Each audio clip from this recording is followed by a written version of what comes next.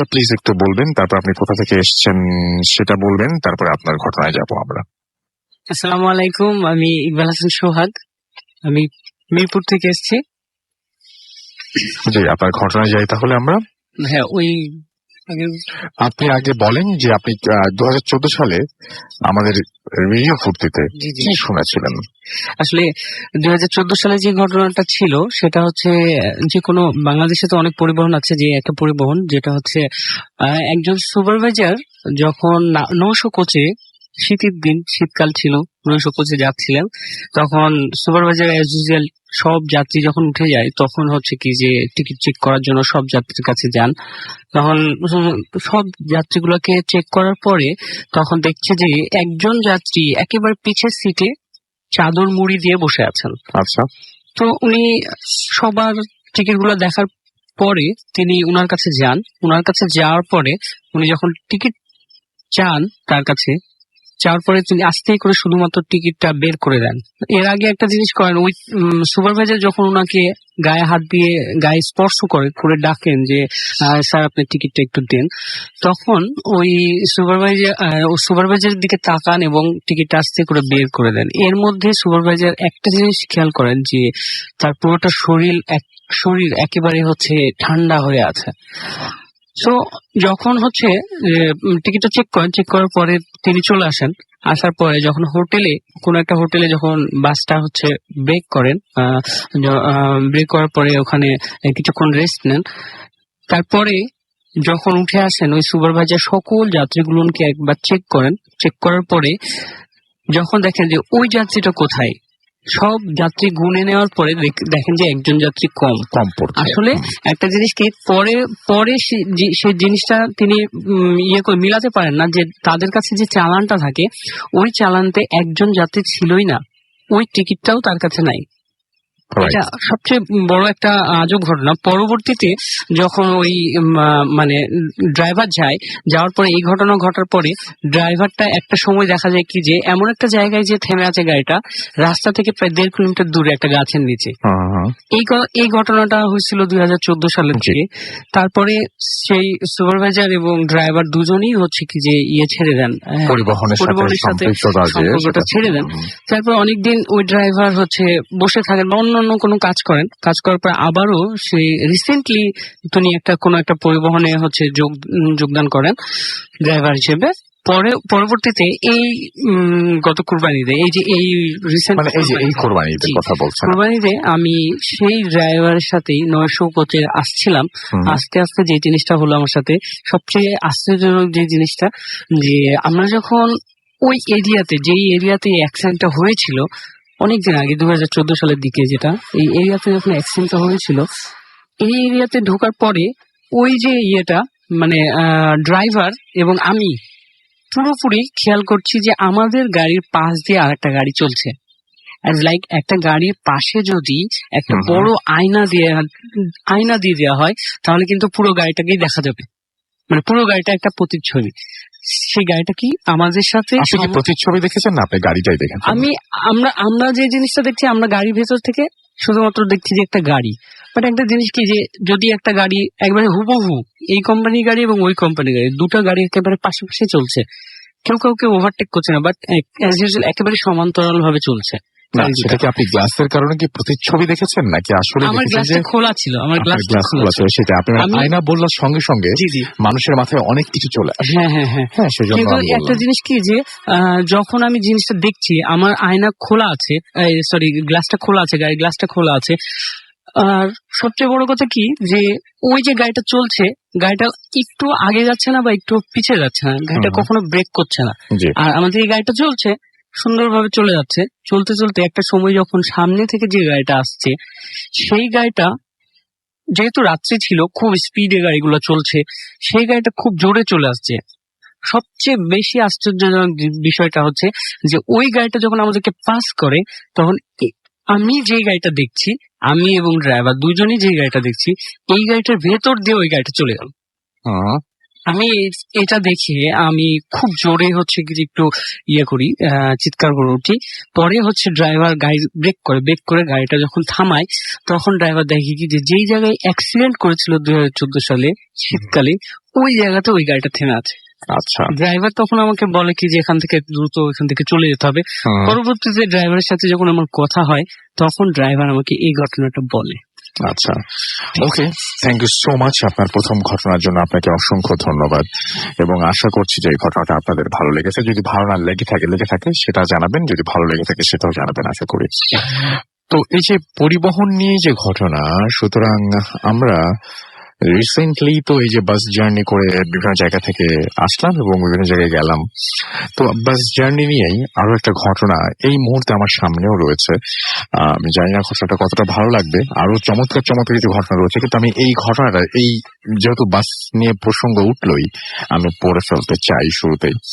তো আমি সেরকমই একটি ঘটনা পড়ে শোনাচ্ছি আপনাদেরকে, আশা করছি আপনাদের ভালো লাগবে। যেভাবে লেখা আছে সেভাবেই পড়ছি। প্রিয় রাসেল ভাই, আমার সালাম নেবেন।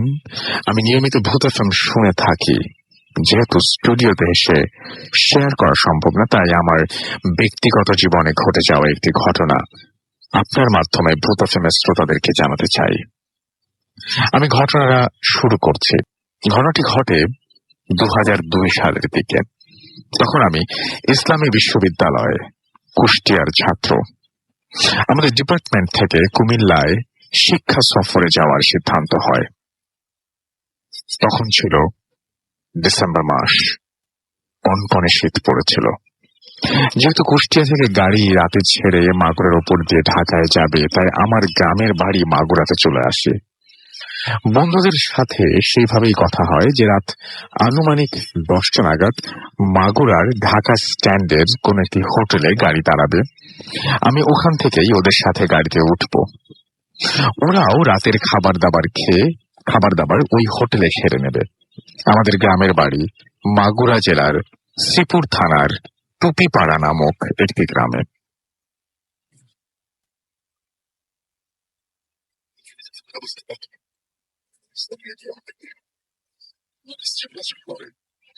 রাত 10টা থেকে 11টা পর্যন্ত শ্রীপুর থেকে মাগুরা যাওয়া তেমন কোনো বিষয়ই নয়, সর্বোচ্চ 1 ঘন্টা লাগে। তাই আমি বাড়ি থেকে রাতের খাওয়া দাওয়া সেরে বাবা মায়ের কাছ থেকে বিদায় নিয়ে রাত 8টা নাগাদ বাড়ি থেকে বের হই। আমাদের বাড়ি থেকে শ্রীপুর বাজার 1 কিলোমিটার, ওই পর্যন্ত ভ্যান বা হেঁটে যেতে হয়। তারপর শ্রীপুর থেকে টেম্পুতে মাগুরা। আমি খুব নিশ্চিন্ত মনে বাড়ি থেকে বের হলাম। একই শীতের রাত, তার উপরে ভরা পূর্ণিমা, চাঁদের আলো আর হিম হিম পরিবেশের ভেতর দিয়ে আমি চিরচেনা গ্রামের পথে হেঁটে চললাম।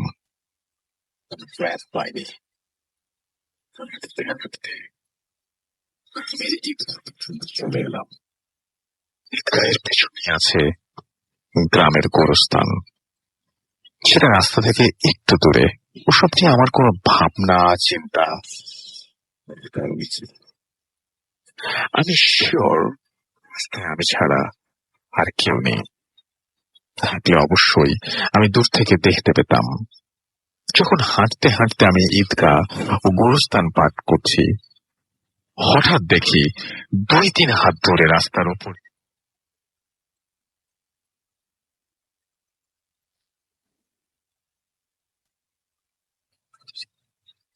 যেমন ধোয়া খেলে, বিভিন্ন আকৃতির সৃষ্টি হয়, তেমনি ঘোড়ার পায়ের আকৃতি আমার নজরে এলো। ওই পা লক্ষ্য করে আমি যখন ওপরের দিকে তাকালাম, দেখি বিশাল একটি ঘোড়া আমার সামনে দাঁড়ানো, তবে সেটা ধোঁয়ার মতো। ওটা দেখেই আমার সারা গায়ের লোম দাঁড়িয়ে গেল। ভয়ে আমার মাথার চুল সব যেন খাড়া হয়ে গেছে। সেই সাথে প্রচন্ড রাগও হচ্ছে। রাগে ভয়ে দিশেহারা হয়ে আমি তাৎক্ষণিকভাবে আল্লাহু আকবার বলে 2 থেকে 3 বার চিৎকার করে উঠলাম এবং মনে মনে ধরে নিলাম ওর থেকে মুক্তি পেতে গেলে এটাই আমার একমাত্র অস্ত্র। আমি বারবার চিৎকার করে আল্লাহু আকবার বলছি। ঠিক তখনই দেখি আমার সামনে ফাঁকা রাস্তা, তবে 2 বাচ্চা ছেলে মেয়ে হেঁটে যাচ্ছে আর আমার চিৎকারে অবাক হয়ে আমার দিকে তাকিয়ে আছে। আমি নিজেও তখন একটু লজ্জা পেয়ে যাই। চুপ করে আবার হাঁটতে থাকলাম, ভাবতে থাকলাম যেন কিছুই হয়নি। পরে শিক্ষা সফর থেকে ফিরে বাবা মাকে আমি ঘটনাটা বলেছিলাম। বাবা মা বলেছিলেন ওই জায়গাটা নাকি আসলেই ওইরকম ভূত, ওখানে ভয় পায়, কিছু না কিছু দেখে। এটাই ছিল আমার ঘটনা। ভালো লাগলে পড়ে শোনাবেন। তো এই যে রাস্তার যে ধোয়ার কুণ্ডলি পাকানো ঘোড়া, এটা আমি জানি না আপনারা আর কেউ দেখেছেন কিনা। এই ধোয়ার কুণ্ডলি পাকানো ঘোড়া রাস্তা থেকে উঠে আমাদের ড্রয়িং রুমেও আসতে পারে, আমাদের বেডরুমেও আসতে পারে। এটা নিছক আমাদের মাথার ভেতরে তৈরি একটা ইমেজ হতে পারে, আবার এটা একদম সজ্ঞানের রূপে উপলব্ধিও করতে পারেন। ব্যাপারটা হচ্ছে যে আমরা যখন কোনো কিছু নিয়ে ভাবি, যখন কোনো কিছু নিয়ে খুব বেশি কানেক্টেড হয়ে যাই সেটার সাথে, তখন আমার মনে হয় যে আমরা একটা ইউনিভার্সে আছি, আর একটা ইউনিভার্সে আমরা কিভাবে যাব বা সেই ইউনিভার্সে যাওয়ার রাস্তাটা কি, এইটা কি সবসময় আমরা জানি? মানে আমরা কি একটা জায়গা থেকে, একটা পৃথিবী থেকে আরেকটা পৃথিবীতে যেতে পারি? যেমন আমরা জেগে যখন থাকি তখন এই যে আমরা অনেক কিছু দেখি, এই জিনিসগুলো কি আসলে আমরা আমাদের জগতের মধ্যে থেকেই দেখি নাকি অন্য কোনো জগতে গিয়ে দেখি? এই বিষয়ে আমার যথেষ্ট সন্দেহ আছে। আমার মাঝে মাঝে চিন্তা হয় যে আমি কি ওই জগতে পৌঁছে গেছি নাকি ওই জগৎ থেকে কেউ সময় খুবই, মানে আমার মনে হয় যে খুঁজে পাওয়া খুবই দুষ্কর। তো যাই হোক, এই ছিল ঘটনা এবং আশা করছি যে ঘটনাটা আপনাদের ভালো লেগেছে। আমি একটু ফেসবুকে দেখি যে কে কি লিখছেন আপনারা। আমাদের এখানে অনেকেই অলরেডি জয়েন করেছেন। আমাদের যে ভূতাশ্রমের যে পেজটা রয়েছে সেই পেজে আমাদের আজকের অতিথিদের ছবি পোস্ট করা হয়েছে এবং অলরেডি আমি দেখছি যে কামু মন্ডল আমাদের এখানে আছেন এবং তিনি ইন্ডিয়ার বনগা থেকে শুনছেন। Thanks for being with us Kamu Mondal, এবং আশা করছি যে আপনি পুরোটা সময় আমাদের সঙ্গে থাকবেন।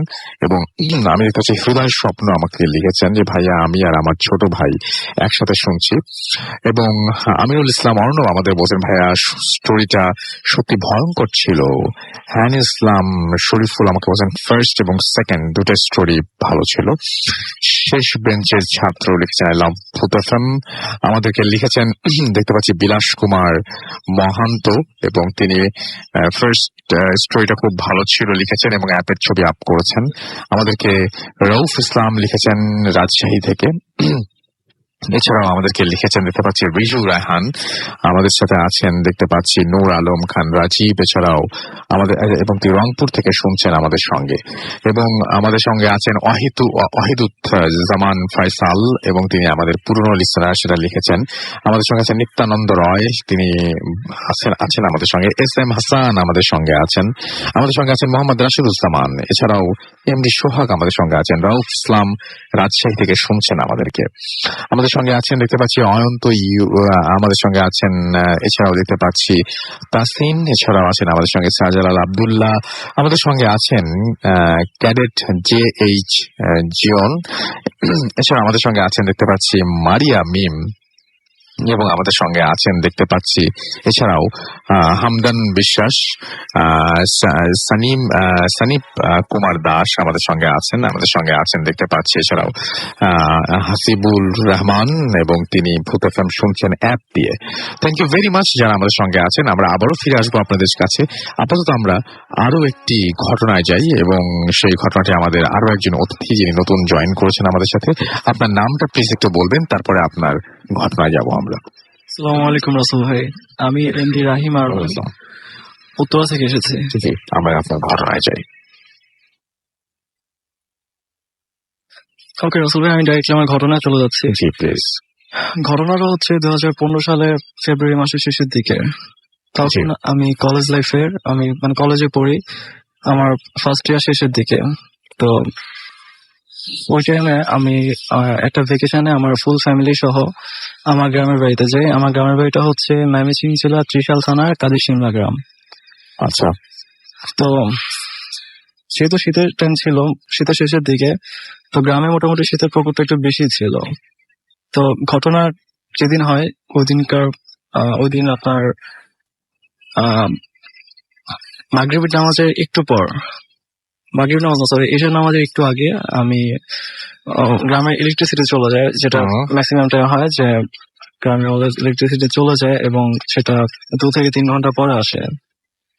তো ওই টাইমটায় আমি এর আগে ভাই রাসেল ভাই আমি আমার বাসায় বর্ণনাটা একটু দিব। সেটা হচ্ছে যে আমার বাসাটা হচ্ছে 3 তলা ফাউন্ডেশনের 2 তলা বিল্ডিং করা কমপ্লিট করা, এবং আমার বাসা থেকে 15 মিটার সামনে হচ্ছে একটা মসজিদ, এবং মসজিদের থেকে 20 মিটার সামনে হচ্ছে একটা পুকুর, এবং পুকুরের বাম পাশ এবং পুকুরের ডান পাশে হচ্ছে কবরস্থান। আচ্ছা, তো আমি দোতলা বিল্ডিং থেকে যখন বাসায় ইলেকট্রিসিটি চলে যায়, আমি দোতলা বিল্ডিং থেকে নেমে পুকুর যে ঘাটটা আছে সেখানে গিয়ে বসি। তো তখন এশার আজানের 10 থেকে 15 মিনিট আগে তো আমি বসেছিলাম, এবং আমার বাসায় এবং পুকুর ঘাট এবং মসজিদ সব দিক থেকে ঢাকা ময়মনসিংহ হাইওয়ে রোডটা দেখা যায়। তো যদি ওই হাইওয়েটা দেখতে হয় তাহলে কবরস্থান দিয়ে ওই হাইওয়েটা দেখতে হয়। তো যখন আমি বসেছিলাম তখন আমার পিছনে মসজিদে ইমাম এসে দাঁড়ায়, আচ্ছা, এবং উনি আমাকে বলতেছিল যে এই টাইমটা পুকুর ঘাটে একা বসে থাকাটা ঠিক না, বিকজ এই টাইমটাতে মানে জিনেরা চলাফেরা করে বা এই টাইমটায় খারাপ কোনো কিছু হয়। তো আমি হুজুরকে বলি যে যেহেতু মসজিদের সামনে আমি বসে আছি, সো আই থিঙ্ক কোনো কিছু হবে না। তো যেহেতু অলমোস্ট এছাড়া আজানের টাইম হয়ে যেতেছিল, হুজুর পুকুর ঘাট থেকে উজু করে এবং মসজিদের দিকে চলে যায়। তো তার 3 থেকে 4 মিনিট পরে এশার আজান হয়, এবং এশার আজানের ইউজুয়ালি 30 মিনিট পরে হচ্ছে আপনার জামাত শুরু হয়। তো এর মাঝে বিভিন্ন মুসল্লিরা আসে এবং তারা যার যার মতো উজু করে মসজিদে চলে যায়, কিন্তু আমি আর মসজিদে না যেয়ে ঘাটে বসে থাকি। আচ্ছা, তো হুজুর যখন ফরজ নামাজ শুরু করে, ফরজ নামাজে যখন উনি কোরআন থেকে কিছু সূরা পাঠ করতেছিল, তো আমি সেটা ঘাটে বসে শুনতে পারতেছিলাম। তো তখন আমি মসজিদের দিকে তাকাইছিলাম। তো একটা টাইমে আমি মসজিদের দিক থেকে ঢাকা ময়মনসিংহ যে হাইওয়েটা আছে সেদিকে তাকাতে যাব। তো সেদিকে তাকা দেখে পুকুরের ঠিক উল্টো পাশে মানে কবরস্থানটা, সেখানে আমার চোখ চলে যায়, এবং মুহূর্তে মাঝে আমি যে জিনিসটা দেখি সেটা হচ্ছে যে 4 জন লোক, এরা নর্মাল হিউম্যানের মতো না, এরা হিউম্যানের থেকে অনেক লম্বা, এবং 4 জনই সাদা জুব্বা টাইপের কোনো কিছু পরা, এবং এদের মাথাকে সাদা কাপড় দিয়ে কভার করা। আচ্ছা, এরা 4 জনই আপনার কাঁধে একটা খাটকি, এবং খাটকির উপরে একটা খাটিয়া আর কি। হ্যাঁ, খাটিয়া বা খাটকি যেটা আমার গ্রামের ভাষায় বলে আর কি। জি, জি। এরা 4 জনই আপনার যে বডিটাকে ক্যারি করে কবরস্থানের এক প্রান্ত থেকে অন্য প্রান্তে যাচ্ছে, মানে এরা স্থির না, রানিং অবস্থায়। তো ফার্স্ট টাইমে ভাবি এটা হচ্ছে আমার হ্যালুসিনেশন, বিকজ আমি একা বসে আছি, রাইট। ইলেকট্রিসিটি ছিল না, সো আমি ভাবছি যে এটা হয়তো হ্যালুসিনেশন। দেন আমি কবরস্থানের দিকে চোখটা সরিয়ে আমি মসজিদের দিকে চোখ নেই, এবং আমি আবার কবরস্থানের দিকে তাকাই, কিন্তু এবার আরেকটু অন্য কিছু দেখি। সেটা হচ্ছে যে এদের 4 জনের পিছনে একটা স্বাভাবিক না, একটা মানে স্বাভাবিকের তুলনায় বড় একটা ঘোড়া, সাদা কালার একটা ঘোড়া এদের 4 জনের পিছনে হেঁটে হেঁটে যাচ্ছে, যেটা হচ্ছে যে মানে ওরা 4 জন ডেড বডিটাকে ক্যারি করে কবরস্থানের এক প্রান্ত থেকে অন্য প্রান্তে যাচ্ছে, এবং পেছনে পেছনে একটা সাদা কালার ঘোড়াও যাচ্ছে। তো জিনিসটা দেখার পর আমি মানে প্রচন্ড অবাক হয়ে যাই, এবং মানে সাডেন দেখা খুব ভয় পাই। তো সেখান থেকে উঠে আমি দৌড় দিয়ে মসজিদে চলে যাই। তো তখন অলমোস্ট আপনার হুজুর 3য় রাকাত নামাজ শেষ করেছে ফরজ নামাজে। তো মসজিদে গিয়ে আমি মসজিদের বারান্দা সেখানে বসে আয়াতুল কুরসি পড়তে থাকি। তো একটা সময় হুজুর ফরজ নামাজ শেষ করে এবং অন্যান্য মুসল্লিরা দেখে যে আমি এই শীতের টাইমেও প্রচন্ড ঘামুক্ত অবস্থায় বসে আছি, এবং মানে সিচুয়েশনটা খুব খারাপ ছিল। তো মুসল্লিরা আমাকে জিজ্ঞেস করে যে কি হয়েছে, আমি সবাইকে ব্যাপারটা বলি যে এরকম কবরস্থানে আমি এই জিনিসগুলো দেখছি। তো ওরা আমাকে বলতেছিল যে যেহেতু একা বসেছিলাম হয়তো এটা মনের ভুল অথবা ভয় পাইছি, বাট মসজিদে ইমাম উনি চুপ করেছিলেন। তো একটা সময় উনি আমাকে বলেন যে আমি তোমাকে না করেছিলাম এখানে বসে থাকতে, বিকজ এই টাইমটা খারাপ, এবং এই টাইমে জিনেরা চলাফেরা করে বা খারাপ কোনো কিছু হয়। তো মসজিদে নামাজ টামাজ শেষ করার পর আমি ততক্ষণ মসজিদে স্টে করি, এবং একটা সময় আপনার যখন মুসল্লিরা বাসার উদ্দেশ্যে রওনা দেয় এবং তাদের সাথে আমি আমার বাসায় ব্যাক করি। আচ্ছা, তো ইউজুয়ালি আমার গ্রামের বাড়িতে ইলেকট্রিসিটি চলে গেলে সেটা ঘন্টাখানেকের মাঝে ব্যাক করে, কিন্তু সেদিন ইলেকট্রিসিটি আসতেছিল না। সো আমরা সবাই ক্যান্ডেল লাইট দিয়ে আমরা ডিনার করে নেই, এবং যে যার মতো ঘুমের প্রস্তুতি নেই। তো একটা কথা রাসেল ভাই বলবো যে আমার গ্রামের বাড়িতে যে বিল্ডিংটা সেটা হচ্ছে আগে বলেছি 3 তলা ফাউন্ডেশনের 2 তলা কমপ্লিট করা বিল্ডিং, এবং আমার গ্রামের বাসায় 2 তলা এবং নিচতলা দুটো মিলিয়ে প্রায় 18টার মতো রুম আছে। সো আচ্ছা। নিচতলা টোটালি খালি না, আমার দাদি এবং দাদির কেয়ার করার জন্য যে কাজের লোকগুলা ওরা থাকে। তো দোতলার ফ্রন্ট সাইডে আপনার দুটো রুম, বারান্দা সহ। একটা রুমে আমার দাদি মানে ঘুমায়, আরেকটা রুমে আমি গ্রামের বাড়িতে গেলে ঘুমাই। তো ওই রুমটা হচ্ছে আপনার, ওই রুমটা থেকে কবরস্থান, মসজিদ অথবা ঢাকা মেমিসিং হাইওয়ে যেটাই বলেন একদম সম্পূর্ণ ক্লিয়ারলি দেখা যায়। তো আচ্ছা আমি ওই রুমটাতে আপনার ঘুমের প্রস্তুতি নেই। তো এক্স্যাক্টলি রাত তখন প্রায় 11:30টার উপরে বাজে। তো যেহেতু শীতের মোটামুটি একটা ঠান্ডার ভাব ছিল, আমি ব্ল্যাঙ্কেট নিয়ে শুয়ে পড়ি। তো ডাইনিং রুমের টেবিলের উপর ক্যান্ডেল লাইট ধরানো ছিল, কিন্তু আলোটা আমার রুমে টোটালি আসতেছিল না। আকাশে পরিপূর্ণ জোহানা ছিল। তো আমি আমার রুমের যে থাই গ্লাসটা, সেটা পর্দাটা আমি সরাই দিই এবং থাই গ্লাস দিয়ে যেন জ্যোৎস্না আলোটা রুমে প্রবেশ করতে পারে ওই জন্য একটা ব্যবস্থা করি। ওকে তো একটা সময় আমি ফেসবুকিং করতে করতে ঘুমায় যাই। তো যতদূর মনে পড়ে অলমোস্ট 2:30টা বাজে তখন, মানে রুমে ইলেকট্রিসিটি চলে আসছে। ইলেকট্রিসিটি চলে আসায় ফ্যান ঘুরতেছিল। আমার একটা আবার ব্যাড হ্যাবিট, সেটা হচ্ছে আমি উইন্টারে ফ্যান ছেড়ে ঘুমাই। তো ফ্যান ঘুরতেছিল। তা আমি ঘুম থেকে উঠে এবং ব্ল্যাঙ্কেটটা ভালোভাবে শরীরে জড়িয়ে নিয়ে আবার শুয়ে পড়ি। কিন্তু খুব অস্বস্তি লাগতেছিল, মানে শুয়ে থাকতে আর ইচ্ছা করতেছিল না। তো আমি উঠে বসে ফার্স্টে আমি পুরো রুমটা যেহেতু ডার্ক, আমি পুরো রুমটা একবার তাকাই এবং দেন আমি বারান্দায় এবং বারান্দাদের রাইটলি আমি পুকুর ঘাটে তাকাই, যে ঘাটটা আমি সন্ধ্যার দিকে বসেছিলাম। এবং যে জিনিসটা দেখি সেটা মানে মুহূর্তের জন্য আবার আমাকে একদম কি বলবো নিস্তেজ করে দেয়। যে আমি দেখি যে সেই 4জন লোক জুব্বা পরিহিত এবং তাদের মাথা ফেস পুরোটাই হচ্ছে সাদা কাপড় দিয়ে ঢাকা। এরা 4জনই আপনার ঘাটের দুপাশে বসে আছে এবং মাঝখানে যে খাটিয়া যেটা বলে আর কি, খাটিয়াটা রাখা এবং সেই সাদা ঘোড়াটা ওই খাটিয়ার পাশে দাঁড়ানো অবস্থায়। আর সব থেকে আশ্চর্যকর ব্যাপার হচ্ছে এরা 4জনই এবং ঘোড়াটা আমার বাসার দিকে তাকিয়ে আছে। আচ্ছা তো যেহেতু আমার রুমের লাইট অফ এবং বাসার মোটামুটি নিচতলার দুটো নিচতলার যে সামনের রুমটা এটা লাইট অন করা ছিল। তো যতটুকু আমি মানে চাঁদের আলোতে এবং যতটুকু দেখতে পাচ্ছি সেটা হচ্ছে যে এদের কারো ফেসের মানে পুরোটা দেখা যেতেছিল না, পুরো ফেসটাই ছিল আপনার সাদা কাপড় দিয়ে পুরো ঢাকা আর কি। তো এইভাবে 3 থেকে 4 মিনিট আমি ওদের সাথে একটা আই কন্টাক্ট হয়। তখন আমি আবার আয়াতুল কুরসি পাঠ করা শুরু করি। তো আয়াতুল কুরসি পাঠ করতে করতে আমি মনে কিছুটা সাহস সঞ্চয় করি এবং আমি দেখতে থাকি। তো একটা সময় 3 থেকে 4 মিনিট পরে এরা দেখলাম যে 4জনে আবার খাটিয়াটা কাঁধে করে নিল এবং এরা কবরস্থানের দিকে আস্তে আস্তে চলে গেল। আচ্ছা বাট এরা কবরস্থানে চলে গেল এবং ঘোড়াটা পিছন পিছন এদের পিছনে চলে গেল। তো ওরা যখন কবরস্থানে গেল তখন দেখলাম যে আপনার আমার ঘাটের পাশে যে নারকেল গাছটা ছিল সেখান থেকে একটা শ্যাডো টাইপের কোনো কিছু, কালো শ্যাডো টাইপের কোনো কিছু আপনার নারকেল গাছ থেকে পুকুরে ঝাঁপ দেয়, যার কারণে খুব জোরে একটা সাউন্ড হয় এবং সাউন্ডটা এমন ছিল যে মানে যদি আপনি একটা মানুষ যদি লাফ দেয় তাহলে পানি যেরকম হবে এবং সাউন্ড যেরকম হবে লুক লাগে এরকম। তো এরপর আমি ভয় পেয়ে যাই এবং শুয়ে পড়ি। তো সকালবেলা যখন আমার ঘুম ভাঙার পর আমি মসজিদে ইমামের কাছে যাই এবং ইমামকে পুরো ঘটনাটা আমি বলি। তো ইমাম আমাকে বলে যে ফার্স্ট উনি আমাকে বলে যে না এগুলো কোনো কিছু না, তুমি হয়তো ভয় পাইছো। কিন্তু ওনাকে আমি কিছুটা ফোর্স করার পর উনি আমাকে পরে বলে যে উনি যখন রাতের বেলা ঘুমাতেন মসজিদে তখন উনি ম্যাক্সিমাম টাইম রাতের বেলা যখন ফজর নামাজে আজানের জন্য উঠতেন উনি দেখতেন মসজিদে 4 থেকে 5 জন লোক আপনার নামাজ পড়ছে, কিন্তু তখন ফজরের ওয়াক্ত হয় নাই। এরা 4-5 জন ম্যাক্সিমাম টাইমে দেখতেন যে 4-5 জন লোক মসজিদে নামাজ পড়ছে। তো হুজুর ফার্স্টে যদি আমার বাড়িতে অনেকদিন ধরে স্টে করতেছে তো উনি ভালো করে জানে যে আমাদের বাসায় বাড়িতে একটু জিনের প্রবলেম আছে। তো হুজুর মানে ওদের নামাজ পড়া যতক্ষণ না শেষ হতো ততক্ষণ উনি বেড থেকে উঠতো না। নামাজ শেষ হলে তারপর উনি উঠতো এবং ফজর আজানের জন্য প্রস্তুতি নিত। তো একটা সময় হুজুর আপনার একদিন ওই পুকুর ঘাটে যায় ফজর নামাজের জন্য ওযু করবে। তো উনি যাওয়ার পর সেম আমি যে জিনিসটা দেখছি 4জন লোক উনিও সেই জিনিসটা দেখে এবং এরা 4জনই হুজুরের দিকে তাকিয়ে হুজুরকে ডাকতেছিল। আচ্ছা হুজুরের সেম ঘটনা তার সাথেও ঘটে।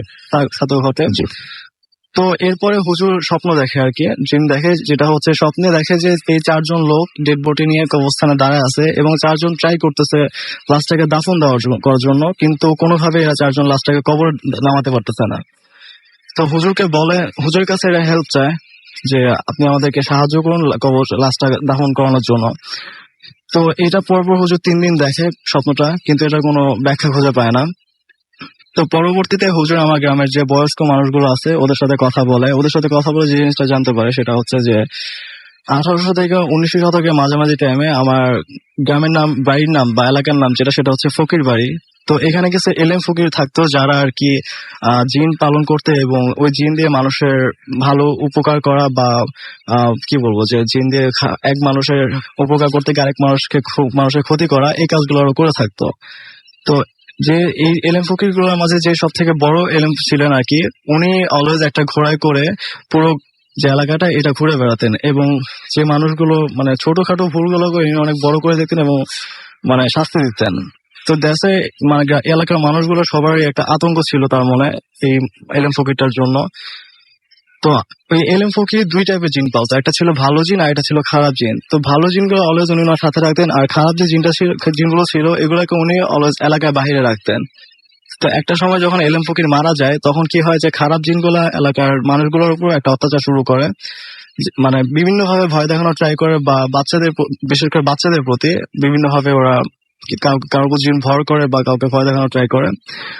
তো উনি মারা যাওয়ার পরে অন্যান্য এলেম ফকিরগণ সম্মিলিত ভাবে তাদের প্রচেষ্টা করে আপনার জিনদের দ্বারা কি করে ওই যে খারাপ জিনগুলো থাকে এগুলাকে একটা বোতলে করে আপনার মানুষের থেকে দূরে করে দেয়। জি, thank you so much and আপনাকে অনেক ধন্যবাদ আপনার ঘটনার জন্য। আমরা ছোট্ট বিরতিতে যাবো এবং বিরতির পরে আবারও ফিরে আসবো। সেই পর্যন্ত আমাদের সঙ্গে থাকুন। স্টে টিউন রেডিও ফুর্তি এন্ড ডোন্ট স্টপ দ্য ফুর্তি FM. The night comes alive with Graminphone.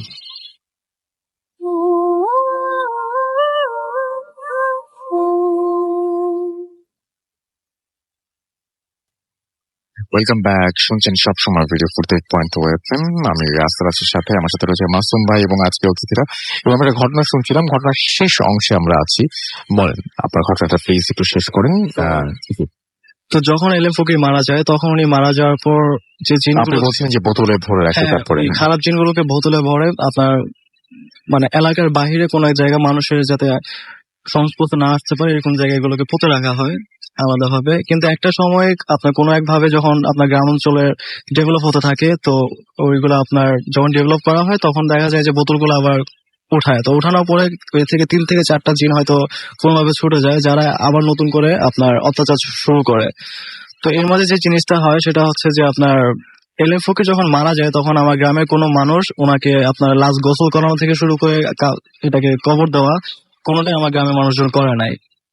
তো ঠিকভাবে ওনার এই কাজটা করানো হয় নাই। দেশে যে জিনগুলো ছিল এরা আপনার এই জিনিসটাকে খুব কষ্ট পায় এবং এরা এই জিনিসটার জন্য গ্রামের মানুষের উপর খুব বেশি অত্যাচার শুরু করে পরবর্তীতে। তো ওই এলেম ফকির গুলা মানে অন্যান্য এলেম ফকির গুলা তখন তারা নিজে সম্মিলিত ভাবে এলেম ফকিরের লাশ দাফন থেকে শুরু করে সবকিছুই করে। দেশাই মানে হুজুর যেটা বলে যে ওই এলেম ফকির জীবিত অবস্থায় যেভাবে মানুষের উপর শাসন করত, এখন মৃত অবস্থায় হয়তো ওইরকমটাই মানুষজন মানে যে আতঙ্কটা ছিল আর কি, এই আতঙ্কের জন্য ওই জিনগুলা এখন মানুষকে ভয় দেখানোর জন্য ওই কাজগুলো করে থাকে। ওকে, থ্যাংক ইউ রাসেল। আপনাকে অনেক ধন্যবাদ। আপনাকে অনেক ধন্যবাদ আপনার ঘটনার জন্য। আমরা পরবর্তী ঘটনায় যাবো এবং আমাদের এখানে এই ঘটনাটিতে ইমেইল আছে, সেই ইমেলটা আমরা একটু পড়তে চাই। আমাদের এই ইমেলটি যেভাবে লিখেছেন সেভাবে আমি পড়ে শোনাচ্ছি। আচ্ছা, লিখছেন যে হ্যালো রাসেল ভাই, আমি সম্রাট চক্রবর্তী ফ্রম কলকাতা, ইন্ডিয়া। আমি বিজনেসম্যান, আমার রেস্টুরেন্টের ব্যবসা কলকাতায়, and I am a part time paranormal researcher. এসব ভালো লাগে, ভূত আমি শুনি প্রায়, খুব ভালো লাগে। আজ আমি একটা স্টুডেন্ট লাইফের ঘটনা শেয়ার করছি, ভালো লাগলে পড়ে শোনাবেন। নর্মাল জিনিস খোঁজা বা তাদেরকে দেখবার ইচ্ছা ছিল প্রবল। ঘটনাটি 2016 সালের শেষের দিকে, নভেম্বর ডিসেম্বরের কোনো একটি সময়। তখন শীত পড়েছিল প্রচুর কলকাতায়।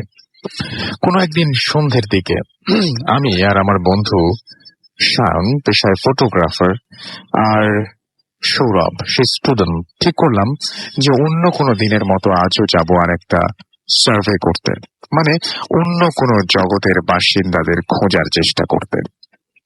তো তাদের কমিউনিকেট করার জন্য আমাদের প্রবল ইচ্ছা। তখন আমাদের বাড়ি থেকে 10 মিটার হাঁটা পথ এবং বাগমারি মুসলিম কবরস্থান। আমি সেখানে আগে 2-1 বার গেলেও ভেতরে যাইনি বেশি। যাই হোক, প্ল্যান মাফিক কাজ, কবরস্থান এবং তার গেটের সামনে আমরা তখন বিকেল 5:30 তিনজনেই প্রবেশ করলাম।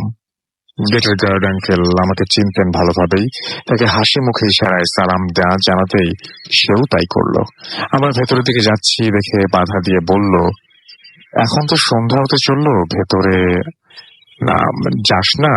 উত্তরে আমি বললাম, আমার কাজ তো সন্ধ্যার পরে একগাল হাসি দিয়ে সেটা বললাম, এবং আঙ্কেল কিছু একটা বিড়বিড় করে বলল, বুঝলাম তিনি কিছু, খুশি হলাম যে উনি আমার শুভাকাঙ্ক্ষী, দোয়া করলেন এরকম কিছু একটা আর কি। তো আমরা ক্রমশ ভেতরের দিকে যেতে থাকি। প্রায় মাঝামাঝি সময় সৌরভ বলল, ভাই আমি আর যাব না এখান থেকে। আমি আর সায়ন অবাক হই, প্রায় একসাথে বলি, কেন? আমি মজা করে বললাম, ভয় পাচ্ছিস? সৌরভ কিছু বললো না, বলল চলো না। এবং সায়ন ভুরু কুচকে যা বলল যে একা যেতে পারলে যা। সৌরভ কিছু না বলে চলে গেল। আমরা ধীরে ধীরে গাছের আড়ালে মিলিয়ে গেল। আমি অবাক হলাম, আসার ইচ্ছে ছিল ওর সবচেয়ে বেশি। আমি 5-7 না ভেবে আর এগোতে গেলাম। তখন একবার ভেবেছিলাম যে ফিরে যাব, বাট তখনও আমাদের কাজ কিছুই উপলব্ধি করা হয়নি। তখন অন্ধকার, সন্ধ্যা 6টা, সবে প্রবেশ করেছি ব্লক 33-এ। ব্লকগুলি বেশি বড় নয়। শেষ প্রান্তে চোখ যেতেই দেখলাম গার্ড আঙ্কেল দাঁড়িয়ে আছেন। দূর থেকে অন্তত তাই লাগছিল। আমি হাঁক দিলাম, কাকা। কোনো উত্তর নেই। আরো কাছে এগোচ্ছি, সায়ন আমার সাথে। আমাকে ডেকেও সারা না পেয়ে ভাবলাম, ওটা কি টাকা নয় তাহলে? হাঁটতে হাঁটতেই ভাবছি সমস্ত। তখন মাথায় এলো যে ব্লক 33-এ আসার জন্য আমার যে পাশ দিয়ে এসেছি ওটাই একমাত্র রাস্তা, আর আসার পথে কাকা আমাদেরকে অতিক্রম করেনি। তাহলে লোকটিকে? ততক্ষণে আমরা প্রায় 10 হাত দূরত্বে লোকটির কাছ থেকে দেখলাম সে একটি কবরের সামনে দাঁড়িয়ে আছে এবং কবরের দিকে দৃষ্টি তার, এবং প্রচন্ড অন্ধকার। লোকটি যে মৃদু আলোর মাঝে এক অন্ধকারের প্রহরীর মতো দাঁড়িয়ে আছে। আমি আর সায়ন চুপ করে আছি, কোনো কথা বলছি না। কথা বলার শক্তিটুকুও বোধহয় হারিয়ে ফেলেছিলাম তখন। মাত্র 8 থেকে 10 হাত দূরে থাকা মূর্তিটা আসলে কি? তাহলে মানুষ নয়? সায়নের দিকে চোখ যায় আমার। দেখলাম ও কপালে তুলে আঙুল নিক্ষেপ করছে ওই ছায়া মূর্তির দিকে। তাকাতে দেখি সেই মূর্তি তাকিয়ে আছে আমাদের দিকে, হলুদ বর্ণের চোখ, যেন আগুন জ্বলছে, আক্রমণাত্মক হয়ে উঠছে। আমরা কিছু না ভেবে পেছন ঘুরে দৌড়াতে শুরু করি। কত জোরে জানি না, কি কোথায় তাও জানি না, শুধু দৌড়ে চলেছে নিজের মতো। খালি যেন মনে হচ্ছিল পেছনে আসছে সেই লোকটি। প্রায় 5 থেকে 7 মিনিট এলোমেলো ভাবে ছোটার পর মসজিদ দেখতে পাই। প্রায় সাথে সাথে মসজিদের কাছে গিয়ে আমি অজ্ঞান হয়ে পড়ে যাই। তারপর নিজেকে আবিষ্কার করি গার্ড আঙ্কেলের কেবিনে। সায়ন ছিল তখনও। আঙ্কেল শান্তভাবে বলেছিলাম তো না যেতে। আমি আর কোনো উত্তর দিতে পারিনি। আমার সব ঘটনা তাকে বলার পর তিনি বললেন, শাকিব খান বলে একজন কুখ্যাত ক্রিমিনালকে খবর দেয়া হয় ব্লক 33-এর মাঝামাঝি কোনো এক জায়গায়। এর আগেও 2-1 বার অনেকে দেখেছে সেখানে সে একই ব্যাপার। কোনো কুকুর বেড়াল কোনো কিছুই সেখানে যায় না। তো তার কাছে, এবং তারপরে দিয়ে লিখেছেন যে আমার কাছে আরো অনেক ঘটনা আছে, সেই ঘটনাগুলো লিখতে পারেন, এই আর কি। থ্যাংক ইউ ভেরি মাচ আপনাকে অনেক অনেক অনেক অনেক ধন্যবাদ সম্রাট, এবং আশা করছি যে আপনি সবসময় ভালো থাকবেন এবং ভালো দলে থাকবেন। আমরা চলে যাব আমাদের পরবর্তী ঘটনায়, আমাদের অতিথির কাছে। তবে তার আগে আমরা ফেসবুকে এগুলো দেখতে চাই আপনারা কে কি লিখছেন। তো এই মুহূর্তে আমি দেখতে পাচ্ছি যে আমাদের সঙ্গে আছেন ভাইয়া সিলেট থেকে অ্যালেক্স হোসাইন, আমাদের সঙ্গে আছেন সম্রাট বয় তানভীর, আমাদের সঙ্গে আছেন দেখতে পাচ্ছি। এছাড়াও সালমান স্যাম, প্রিন্স বয় আরিয়ান আমাদের সঙ্গে আছেন, জসিম আহমেদ জিসান আমাদের সঙ্গে আছেন, JR জামিল রহমান আমাদের সঙ্গে আছেন দেখতে পাচ্ছি আলামিন মল্লিক। এছাড়াও আমাদের সঙ্গে আছেন মোহাম্মদ সোহেল আহমেদ টুটুল, MA মতিন খান আমাদের সঙ্গে আছেন, রিফাত আছেন আমাদের সঙ্গে আছেন আশিকুর রহমান ফয়সাল, MD লিটন আমাদের সঙ্গে আছেন, উম্মে সালমা উষা আমাদের সঙ্গে আছেন এবং কমেন্ট পড়তে বলেছেন। অ্যান্ড উম্মে সালমা হচ্ছে আমার ক্লাসমেট, তিনি শুনছেন আমাকে। থ্যাংক ইউ আমার সঙ্গে থাকার জন্য, এবং আশা করছি পুরোটা সময় আমার সঙ্গে থাকবেন। অ্যান্ড আমি দেখতে পাচ্ছি যে আমাদের সঙ্গে আছেন, দেখতে পাচ্ছি এম মতিন খান, সুদীপ্ত কুমার আমাদের সঙ্গে আছেন, আমাদের সঙ্গে আছেন এমডি ওয়াহিদুজ্জামান, এমডি আহসান হাবিব রুকু আমাদের সঙ্গে আছেন, আমাদের সঙ্গে আছেন রুবেল খান। এছাড়াও আমাদের সঙ্গে আছেন দেখতে পাচ্ছি মোহাম্মদ ওসমান সাদি এবং বশিরা হোসেন নিশোম আমাদের সঙ্গে আছেন, রতন আমাদের সঙ্গে আছেন, HM ফয়সাল আহমেদ আমাদের সঙ্গে আছেন, আমাদের সঙ্গে আছেন দেখতে পাচ্ছি অলোকেশ কুমার, এছাড়াও আবু রিফাত NJR আমাদের সঙ্গে আছেন, আমাদের সঙ্গে আছেন দেখতে পাচ্ছি সালমান বিন মোহাম্মদ, এছাড়াও এমডি রাজিকুল ইসলাম আমাদের সঙ্গে আছেন, আমাদের সঙ্গে আছেন মেঘ, এছাড়াও আছেন সুমন ইসলাম, আমাদের সঙ্গে আছেন স্বপন মোল্লা, আপন সরকার আমাদের সঙ্গে আছেন, এমডি সোহেল সর্দার আমাদের সঙ্গে আছেন, নিয়ামতুল্লাহ রিয়াদ আমাদের সঙ্গে আছেন, আমাদের সঙ্গে আছেন এমডি আহসান হাবিব রুকু সহ আরো অনেকে। তো আপনারা যদি থাকতে চান চলে আসতে পারেন আমাদের এই দুটো পেজে, ভিজিট করতে পারেন www.facebook.com/radio.fuርቲ and www.facebook.com/bhutfm.russell। আমরা চলে যাব আমাদের পরবর্তী ঘটনায়, আমাদের অতিথির প্রথম অতিথির কাছে। আপনার নামটা বলে প্লিজ আপনার ঘটনাটা একটু শোনাবেন আমাদের। ধন্যবাদ রাসেল ভাই। আমি সোহাগ, জি, মিরপুর থেকে। অ্যাকচুয়ালি আমি রাজশাহীতে গেছি, মিরপুরে থাকি। মিরপুরে থাকেন? So, রাজশাহীর কোথায় থাকেন ভাই আপনি? Rajshahi jute mill, Katakhali jute. Right. আমি এর আগে বলেছিলাম রাজশাহী জি। কাটাখালী জুটমিলে, সেখানে আমার বাড়ি। Thank you so much. Thank you. আপনার তো ঘটনায় আমি ঘটনায় চলে যাচ্ছি। জি। যেটা হচ্ছে, আমি কি ইউনিভার্সিটির নামটা বলবো? না, দরকার নাই। আমি মনে হয় যে আপনি জায়গা এবং ইউনিভার্সিটির নাম না বললেই বেশি ভালো। ধন্যবাদ। জি। যেটা হচ্ছে যে কোন একটা ঢাকার কোন একটা বেসরকারি বিশ্ববিদ্যালয়, এই বিশ্ববিদ্যালয়ের 5 জন স্টুডেন্ট বা অনেক স্টুডেন্টের মধ্যে এক সেমিস্টারে 5 ফ্রেন্ড একসাথে পড়াশোনা করতো। তো এর মধ্যে একজন ফ্রেন্ড ছিল যার নাম ছিল রাহাত। তো এই রাহাত হচ্ছে এদের ফ্যামিলিটা হচ্ছে খুব ইসলামিক অনুশাসনায় চলাফেরা করে, আর রাহাত হচ্ছে 5 ওয়াক্ত নামাজ পড়ে। কিন্তু আর যে 4টা ফ্রেন্ড ছিল, খুব রিলিজিয়াস একটা ফ্যামিলি, তাই বলতে পারি। রিলিজিয়াস একটা ফ্যামিলি। তা আর যে ফ্রেন্ড ছিল 4টা, এরা হচ্ছে একটু মানে অন্যরকম ছিল। এরা সবসময় খুব বেশি ঘোরাঘুরি করতো। সো এর মধ্যে রাহাতের ব্যাপারটা যেরকম ছিল যে রাহাত প্রত্যেক রাত্রেই একটা স্বপ্ন দেখতো, যে স্বপ্নটা হচ্ছে যে রাহাত কোনো একটা গ্রামের রাস্তা দিয়ে হেঁটে যাচ্ছে, আর হচ্ছে কি যে একটা ঘর, যে ঘরের মধ্যে রাহাত শুয়ে আছে, আর এই ঘরের এক কোনায় একটা টিভি রাখা আছে, টিভির পাশে একটা ছায়া। এই ছায়াটা রাহাত সব সময় দেখতে পেত। দেখতে পাওয়ার পরে ও যখন ক্লাসে যেত, ইউনিভার্সিটির পাশে একটা অবয়ব বা ছায়ামূর্তি, যেটার কথা বললেন একটু আগে, সেটা শুনলাম যে একটা ছায়ামূর্তি দাঁড়িয়ে আছে, কিন্তু ছায়ামূর্তিটা এমন ভাবে দাঁড়িয়ে আছে মনে হচ্ছে যে পিছন ফিরে দাঁড়িয়ে আছে, মানে দেয়ালের দিকে মুখ করে দাঁড়িয়ে আছে।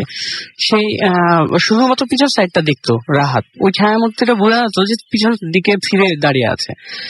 তো এটা কিছু মনে করতো না, স্বপ্ন, এটা কখনো কাউকে কিছু বলেনি রাহাত। ক্লাসে যেত, ক্লাসে যাওয়ার পরে রাহাত যে জিনিসটা খেয়াল করতো যে টিচার ক্লাসের মধ্যে আছেন, টিচারের পাশে একটা ছায়া দাঁড়িয়ে আছে। তিনি রাহাত যখন বাইরে আসতো, ফ্রেন্ডরা আছে, ফ্রেন্ডের পাশে একজন ছায়া দাঁড়িয়ে আছে। সে এটা হ্যালুসিনেশন মনে করে ও এটাকে ছাড়িয়ে যেত, বারবার এটাকে ইগনোর করতো। দেন একটা সময় যে কোনো একটা ভ্যাকেশনের অ্যানাউন্স হয় তাদের ইউনিভার্সিটিতে। তো রাহাতের ফ্রেন্ড একটা ছিল যে শফিক, উনি বলছেন যে এবারকার ভ্যাকেশনটা আমরা হচ্ছে কি যে আমার নানার বাড়িতে কাটাবো। আমরা 5 ফ্রেন্ড আমরা সেখানে যাব, যাওয়ার পরে আমরা হচ্ছে কি যে সেখানেই কাটাবো, তারপর চলে আসবো ঢাকায়। ওকে, এই কথা বলার পরে সব প্রোগ্রাম সেট হয়ে গেল। এরপরে যখন হচ্ছে কি যে এই কি বলে যে রাহাত তখন আস্তে আস্তে সবার সাথে চলে গেল ওদের গ্রামের বাড়িতে। গ্রামের বাড়িতে যেয়ে যখন আমরা বাস থেকে নেমে মেন রোড থেকে কিছু দূর হেঁটে যেতে হয়, যে গ্রামের রাস্তাটা, ওই গ্রামের রাস্তাটা দিয়ে যখন রাহাত হেঁটে যাচ্ছে, তখন তার মনে হচ্ছে যে আমি এই রাস্তাটা চিনি, বিকজ সে কিন্তু আগে এই রাস্তাটা দেখেছে স্বপ্নের মাধ্যমে, কিন্তু সে এখন মানে মনে করতে পারছে না যে আসলে কোথায় দেখছি। দেন এই রাস্তাটা চলে যাওয়ার পরে যখন তারা বাড়িতে চলে যায়, অলমোস্ট আসরের নামাজ শেষ হয়ে গেছে বা মাগরিবের নামাজ দিবে এরকম, আজান দিবে এরকম। ঠিক এই সময় তারা বাসায় ড্রয়িং রুমে বসে বসে তারপর হচ্ছে ব্যাগ, তারপর যা লাগেজ ছিল ওগুলা রেখে তারা ফ্রেশ হয়। ফ্রেশ হওয়ার পরে রাহাত যেহেতু 5 ওয়াক্ত নামাজ পড়ে, সে নামাজ পড়ে তখন বলে যে আমরা একটু গ্রামের বাইরে একটু বেড়াতে যাবো। তো তারা ফ্রেশ হওয়ার পরে একটু গ্রামের দিকটা চারিদিকে ঘুরে আসে, বেরিয়ে আসে। বেড়ানোর পরে তখন রাত্রেবেলায় যখন খাওয়া দাওয়া শেষ হয়ে যায়, শেষ হওয়ার পর তখন 4 জন ফ্রেন্ড বলে কি যে আমরা আজকে কার্ড খেলবো। এটা অ্যাজ ইউজুয়াল সবাই করে, যেটা 2-3 জন ফ্রেন্ড একসাথে থাকলে যেটা করে। দেন ওরা হচ্ছে কি যে কার্ড খেলছে, 4টা ফ্রেন্ড কার্ড খেলছে, রাহাত পাশে বসে আছে। বসে থাকতে থাকতে অলমোস্ট যখন প্রায় 1টা বাজে তখন হচ্ছে কার্ড খেলা শেষ হয়। সবাই মিলে তখন বলে যে আচ্ছা ঠিক আছে এবার ঘুমাতে যাবো আমি। ঘুমাতে যাওয়ার পরে তখন রাহাত যখন জাগনা পায় অলমোস্ট 2টা-2:30টার দিকে, এই সময়টার মধ্যে সে রাহাত আবার স্বপ্নটা দেখে। যখন ঘুমাতে যায়, সবাই ঘুমিয়ে গেছে, রাহাত আবার স্বপ্নটা দেখে যে ওই একটা ঘরের মধ্যে শুয়ে আছে, যেখানে শুয়ে আছে ওই ঘরের মধ্যে একটা টিভির পাশে একটা ছায়া দাঁড়িয়ে আছে দেয়ালের দিকে মুখ করে। এটা স্বপ্নের মধ্যে দেখছে। তখন রাহাতের ঘুমটা ভেঙে যায়। ভেঙে যাওয়ার পরে রাহাত যেভাবে শুয়ে আছে, আমি একটু বলে নিই যে ওই যে স্বপ্নের মধ্যে দেখে, ওখানে দেখে যে রাহাত একা শুয়ে আছে। বাট যখন স্বপ্নটা ভেঙে যায়, যখন সে জেগে যায়, তখন দেখছি কি যে তার ফ্রেন্ডরা শুয়ে আছে। কিন্তু ওই রুমটার মধ্যে ওই জায়গাতে টিভি আছে এবং ওই জায়গাতে একজন দাঁড়িয়ে আছে। এবারে রাহাত একেবারে ফেস মানে in front of his eyes, একেবারে সামনাসামনি সেই জিনিসটা দেখছে। দেখার পরে রাহাত তখন খেয়াল করছে যে এই জিনিসটা আমি আগে কোথায় দেখছি, তার মানে আমি স্বপ্নের মধ্যে দেখছিলাম, এটা এখন দেখছি, একেবারে সরাসরি দেখছি। দেন রাহাত করে কি আস্তে করে উঠে এসে বলে কি যে আসলে এটা কি আমার স্বপ্ন না সত্যি, এটা আমি আজকে পরীক্ষা করব। রাহাত যে জিনিসটা করে যে আস্তে করে বিছানা থেকে নেমে আসার পরে সে আস্তে আস্তে ওই টিভির কাছে যায়। যতই কাছে যায় সে একটা জিনিস খেয়াল করে যে স্বপ্নের মধ্যে যে জিনিসটা দেখতো যে দেয়ালের দিকে সে ছায়াটা দাঁড়িয়ে আছে, দেয়ালের দিকে মুখ করে। বাট যতই কাছে যায় একটা সময় যে দেখে কি যে ওই ছায়াটা রাহাতের দিকে মুখ করে দাঁড়িয়ে আছে, কিন্তু মাথাটা নিচু করে আছে। এই সময় রাহাত যখন একেবারে কাছাকাছি চলে যায়, যাওয়ার পরে রাহাত ওই ব্যক্তিটার বা ব্যক্তি বলেন বা ছায়ামূর্তি যেটাই বলেন না কেন, ওটার যখন হচ্ছে কাছে যে যখন তার হাতের উপর হাত দেয়, ধরার চেষ্টা করে, তখন দেখে একটা শীতল এবং লোমশ একটা শরীর সে তার হাতে ধরে। রাহাত এই জিনিসটা দেখে। দেখার পরে যখনই হাত দেয় তার গায়ে, তখন সে ছায়ামূর্তি বা যেটাই বলেন না কেন, সেই ব্যক্তি শুধুমাত্র তার মাথাটা উঁচা করে একটু তাকায় রাহাতের দিকে, মানে মাথাটা তোলে। রাহাত যে জিনিসটা দেখে সেই জিনিসটা তো সবচেয়ে বেশি ভয়ঙ্কর, যেটা যে রাহাতের চোখের সামনে যে জিনিসটা দেখছে যে মানুষটা মাথাটা তুলেছে ওই মানুষটার চেহারার মধ্যে কোনো চেহারাই নাই। এটা হচ্ছে one kind of black hole, একেবারে অন্ধকার একটা গর্তের মতো, কিন্তু কোনো চেহারা নাই। এই জিনিসটা দেখার পরে রাহাত খুব জোরে চিৎকার করে ওঠার পরে সেন্সলেস হয়ে যায়। পরের দিন রাহাতের খুব জ্বর আসে। সেই দিনই হচ্ছে কি যে রাহাতকে ঢাকায় ট্রান্সফার করা হয়। ট্রান্সফার করার পরে 3 দিন পর হচ্ছে তার জ্বর কমে যায়। তখন হচ্ছে তাদের ফ্যামিলি যেহেতু একটা রিলিজিয়াস মাইন্ডেড, তো তাদের ফ্যামিলিতে একটা হুজুর নিয়ে আসা হয়। হুজুর বলে যে রাহাত হচ্ছে কি যে যেহেতু 5 ওয়াক্ত নামাজ পড়ে, তাদের যে ফ্রেন্ড গুলা ছিল এই ফ্রেন্ড গুলার চেয়ে রাহাত একদম অন্যরকম। আর রাহাত যে জিনিসটা দেখেছে বা যে জিনিসটা সামনাসামনি হয়েছে, এটা ছিল একটা দুষ্ট জিন, যেটাকে আমরা বলি যে ওই যে পিশাচ যেটাকে বলি, হ্যাঁ, যেটা মানুষের পিছে লাগে। তো এই জিনিসটা রাহাতকে অনেকবার চেষ্টা করেছে যে রাসেল ভাই কিছুক্ষণ আগে আপনি যেটা বললেন যে অন্য একটা ডাইমেনশন থেকে মানুষের সাথে কানেক্টেড হওয়ার জন্য চেষ্টা করে, ঠিক একইভাবে দেখা যাচ্ছে কি যে রাহাতের সাথে প্রথমে স্বপ্নের মাধ্যমে যোগাযোগ করেছে, বাট এটা রাহাত ইগনোর করে গেছে। তারপরে একেবারে সরাসরি তার সামনে চলে এসছে। দেন হুজুর যখন হচ্ছে কি যে তাকে হচ্ছে কি যে অনেক তাবিজ দিয়ে দেয়, পানি পড়া দিয়ে দেয়, এগুলো যখন সে ব্যবহার করা শুরু করে, তখন থেকে সে স্বপ্ন আর দেখে না বা এটা তার সামনে ছিল না। এটাই ছিল ঘটনা। ওকে, থ্যাংক ইউ সো মাচ আপনার ঘটনার জন্য। আপনাকে অনেক ধন্যবাদ। আমাদের যে ভূত এফএম যে পেজটা রয়েছে সেই পেজে আমি দেখতে পাচ্ছি অনেকেই আমাদেরকে লিখছেন এখানে, এবং আমাদের সঙ্গে আছেন রামিন আরশ, এছাড়াও এবং তিনি লিখেছেন যে গাইবান্ধা থেকে শুনছি, জোস লাগছে আজকের স্টোরিগুলো। থ্যাংক ইউ ভেরি মাচ আমাদের সঙ্গে থাকার জন্য। আক্তার খাদিজা আমাদের সঙ্গে আছেন এবং তিনি লিখেছেন as usual today she is listening two ভূত এফএম, এবং তিনি বলছেন with her little brother Himel, and আমাদের সঙ্গে আছেন তিনি এই মুহূর্তে, এবং তিনি চাচ্ছেন আরো ভয়ঙ্কর কোনো ঘটনা, আর যে নেক্সট যে ঘটনাগুলো আছে সেগুলো আপনার কাছে আরো ভালো লাগবে।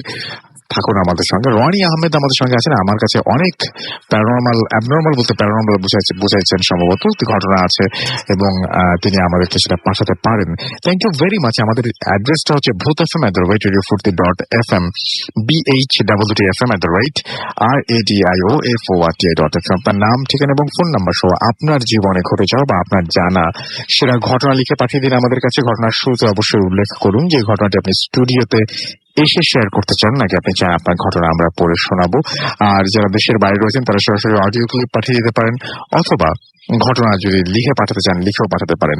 এই পেজটিতেই কিন্তু সেন্ড ইমেল বলে একটা বাটন রয়েছে, সেখানে প্রেস করেও কিন্তু আপনি সরাসরি ঘটনা পাঠিয়ে দিতে পারেন আমাদের কাছে। সো রানি, আমার মনে হয় আপনি আপনার উত্তর পেয়ে গেছেন। আব্দুল আজিজ জয় লিখেছেন I just love Bhoot FM, it's the best show, এবং আমাদেরকে তিনি বলছেন যে উইশ করেছেন। Thank you very much. Kamrul Islam Raju আমাদের সঙ্গে আছেন দেখতে পাচ্ছি। এছাড়াও এমবি জাহাঙ্গীর, এছাড়াও আমাদের সঙ্গে সজল প্রিন্স আছেন, LRB নয়ন আমাদের সঙ্গে আছেন অয়ন্ত আদ্রিয়ান, এছাড়াও আমাদের সঙ্গে আছেন মেহেদি হাসান, এছাড়াও আমাদের সঙ্গে আছেন দেখতে পাচ্ছি কামরুল ইসলাম রাজু নিকুঞ্জ 2 থেকে। শিহাব সরকার আছেন আমাদের সঙ্গে, এবং তিনি ওয়েট করেন এভরি ফ্রাইডে ভূত এফএমের জন্য, এবং আগে বেশি শুনতাম, বাদ দিয়েছিলাম শোনাটা, ইদানিং বেশি শুনি ভূত এফএম। তারপরে আবারও ফিরে এসছেন। থ্যাংক ইউ ভেরি মাচ আমাদের সঙ্গে থাকার জন্য এবং ফিরে আসার জন্য, এবং আশা করছি এখন থেকে রেগুলার আমাদের সঙ্গে থাকবেন। আপনারা যত বেশি আমাদের সঙ্গে থাকবেন তত বেশি আমরাও উৎসাহ পাবো, এবং সেই সাথে আপনাদের যেরকম ভালো ঘটনার ডিমান্ড থাকে, ঠিক একইভাবে যত ভালো ঘটনা আমরা পাই, পরের সপ্তাহে তার চাইতেও ভালো ঘটনা আমরা চাই। সুতরাং আপনাদের সেরা ঘটনাগুলো লিখে পাঠিয়ে দিন আমাদের কাছে। আমরা একটা ছোট্ট বিরতি নিয়ে ফিরে আসছি, সেই পর্যন্ত আমাদের সঙ্গেই থাকবেন। স্টে টিউন টু রেডিও ফুর্তি এন্ড ডোন্ট স্টপ দ্য ফুর্তি। Booth FM, the night comes alive.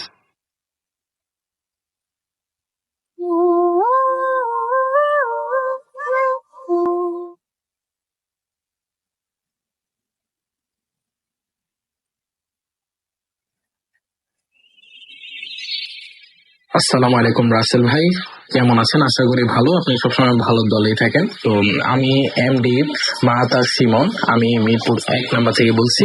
ঘটনায় চলে যাচ্ছি।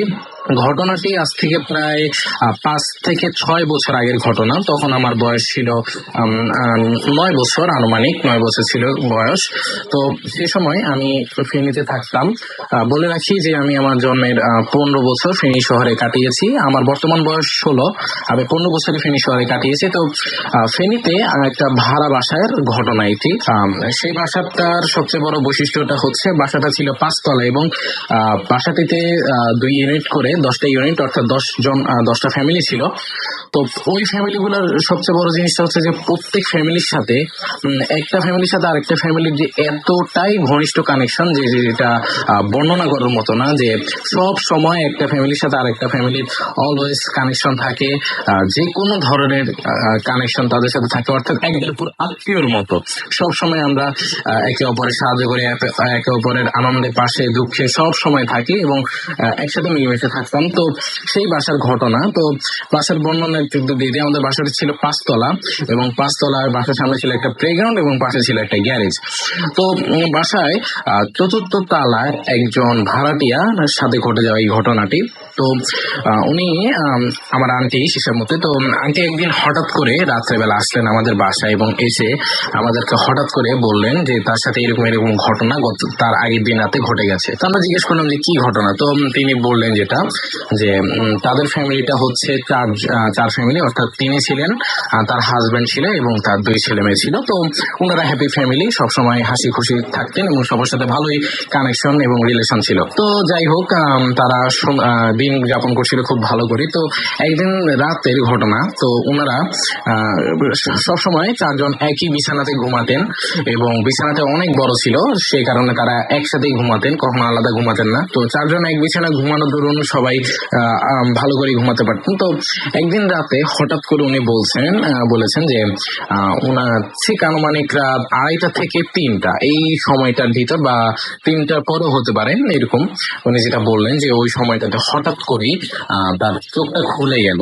কোন কারণে খুলেছে উনি বলতে পারেন না, বাট কোনো কারণে তার চোখ খুলে যায় এবং তিনি যেটা দেখেন সেটা তিনি আসলে চোখ খুলে কখনো বিশ্বাসই করতে পারছিলেন না নিজের চোখে, যে উনি দেখতে পেলেন যে ওনার চোখের সামনে, খাটের একদম সামনে 2টো অবয়ব দাঁড়িয়ে রয়েছে এবং তাদের চোখগুলো লাল লাল রয়েছে এবং তাদের মুখ থেকে অনেক রক্তর মতো পড়ছে এবং লাল পুরো।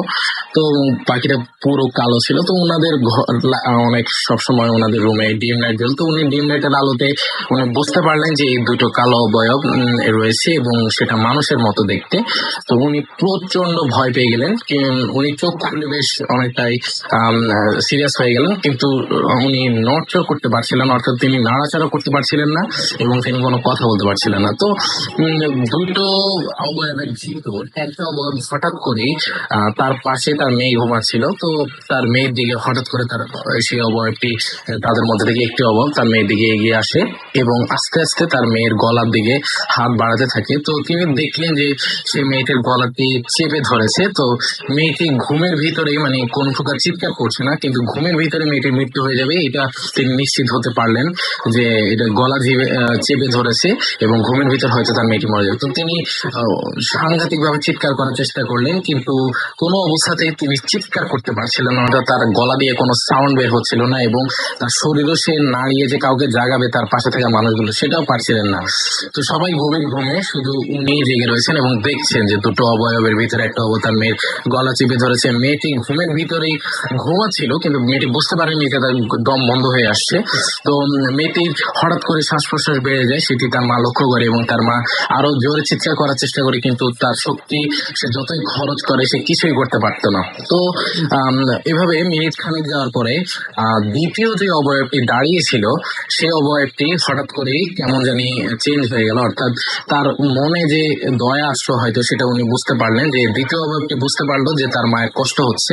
তো দ্বিতীয় অবয়বটি প্রথম অবয়বটিকে একটা ইশারা করলেন এবং দ্বিতীয় অবয়বটি ইশারাটা এমন ছিল যে সে বোঝাচ্ছে যে ছেড়ে দাও বা আর দরকার নেই, এরকম কিছু একটা টাইপের। তো উনি বুঝতে পারলেন যে অবয়বটা ওই রকম কিছু একটা ওনাকে বোঝাচ্ছেন যে এটার আর দরকার নেই বা গলা টিপে ছেড়ে দাও, এরকম কিছু। তো ওর দ্বিতীয় অবয়বের কথায় আবার প্রথম অবয়বটি মেয়েটির গলা ছেড়ে দেয় এবং মেয়েটির শ্বাস প্রশ্বাস আবার নর্মাল হয়ে আসে, তার মা লক্ষ্য করে এবং তার মা তখনও চিৎকার করার চেষ্টা করে কিন্তু পারে না। তো প্রথম 2টি অবয়বই কিছুক্ষণ সেখানে আবার দাঁড়িয়ে থাকে এবং তার দিকে তাকিয়ে থাকে।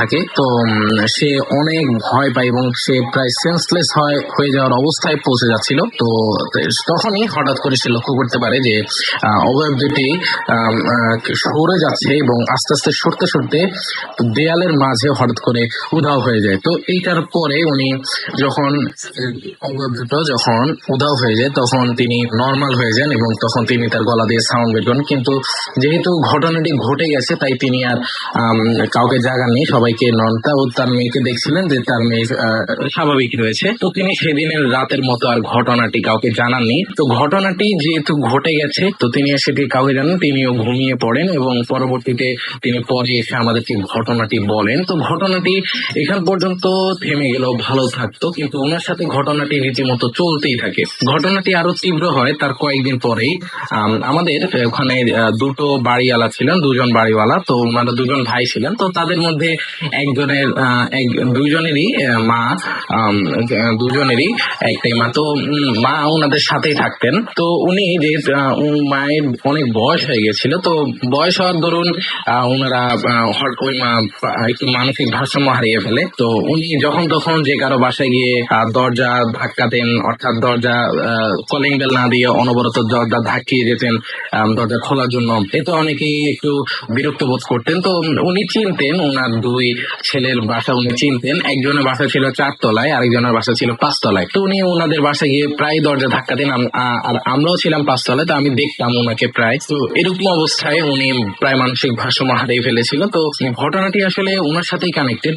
ঘটনাটি তো উনি সেরকম ভারসাম্য হারিয়ে ফেলার প্রায় 3 থেকে 4 মাসের মাথায় উনি হঠাৎ করে মারা যান। তো মারা যাওয়ার পরে উনাকে কবরস্থ করা হয় ওনার নিজ গ্রামে। তো যেদিন তিনি মারা যান সেদিন রাতের ঘটনা। তো সেদিন সেই মহিলাটির সাথে আবার আন্টির ভালো সম্পর্ক ছিল। তো প্রায় ওই মহিলাটি ওনার বাসায় যেতেন এবং কথা বলতেন। তো যেদিন উনি মারা গেলেন ওদিন রাত্রে উনি খেয়াল করলেন যে ওনার ব্যালকনির যে গ্রিল ছিল, গ্রিলগুলো অত্যন্ত শক্ত এবং গ্রিলে কেউ শক্ত কোনো লাঠি বা কোনো মেটাল দিয়ে জোরে জোরে আঘাত করছে এবং তিনি বুঝতে পারছিলেন ঠিক সেইভাবেই আঘাত করা হচ্ছে, ঠিক যেভাবে ওই মানুষটি সবার দরজা ধাক্কাতেন, অর্থাৎ ঠিক একই পরিমাণ সাউন্ডে এবং একই পরিমাণ শক্তিতে ওইটা ধাক্কাচ্ছিলেন। উনি এবার দরজা ধাক্কানো ছেড়ে দিয়ে উনি গ্রিলকে কিছু দিয়ে বাড়ি মারছিলেন, অর্থাৎ গ্রিলটি এত জোরেই সাউন্ড হচ্ছিল যে উনি পুরো ভয়ে একবারে মানে অবস্থা খারাপ হয়ে যাচ্ছিল। উনি দেখতে পাচ্ছিলেন যে ওনার গ্রিলে ঠাস ঠাস শব্দ হচ্ছে এবং ঠিক সেভাবেই শব্দটা হচ্ছে ঠিক যেভাবে উনি দরজা ধাক্কাতেন। তো এটা দেখার পরে উনি আসলে সেখান থেকে চলে আসেন এবং তিনি অন্য রুমে আশ্রয় নেন। তো এইভাবে আধা ঘন্টা চলার পরে শব্দটি হঠাৎ করে বন্ধ হয়ে যায়। তো উনি ভালো করে দেখেন যে গ্রিলের চামড়া, অর্থাৎ গ্রিলে যে পেইন্ট করা হয়েছে পেইন্ট উঠে গেছে সম্পূর্ণ এবং কি দিয়ে যে আসলে ধাক্কানো হয়েছে সেটির কোনো চিহ্ন নেই। তবে ভালো করে ধাক্কানো হয়েছে, তবে গ্রিল শক্ত থাকে, গ্রিলের কিছুই হয়নি, তবে বেশ ভালো মতোই গ্রিলের ক্ষতি হয়ে গেছে। তো উনি এরপর থেকে আসলে অনেকটাই ভয় পেয়ে যান এইগুলো নিয়ে। ওনার সাথে আরো ছোট বড় নানা ধরনের ঘটনা ঘটে। তো রাসেল ভাই এই ছিল ঘটনা। ওনার সাথে আরো অনেক ঘটনা ঘটেছে যেটা আমি পরে আপনাকে পাঠাবো। তো আশা করি আপনার কাছে ঘটনাটি ভালো লেগেছে। ভালো থাকবেন রাসেল ভাই। সব লিসেনারদেরকে অসংখ্য ধন্যবাদ। আসসালামু আলাইকুম। Bhoot FM tonight on the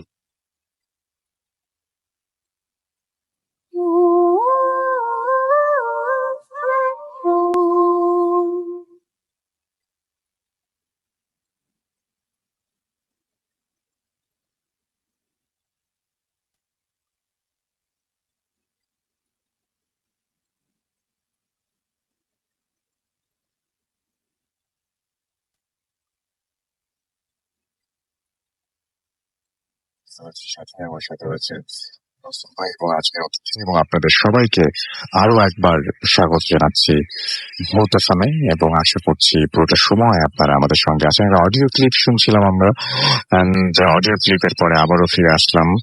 আশা করছি যে যেখানে আছেন ভালোই আছেন, সুস্থ আছেন এবং আমি এখন সরাসরি আরো একটা ঘটনায় চলে যেতে চাই। আমাদের সঙ্গে যে অতিথি আছেন তার ঘটনায় যাব। আপনার নামটা প্লিজ একটু বলবেন, তারপর আপনার ঘটনায় চাই আমরা। আসসালামু আলাইকুম, আমি তানভীর আহমেদ রিফাত, কুমিল্লা থেকে ঢাকা মহাখালীতে থাকি।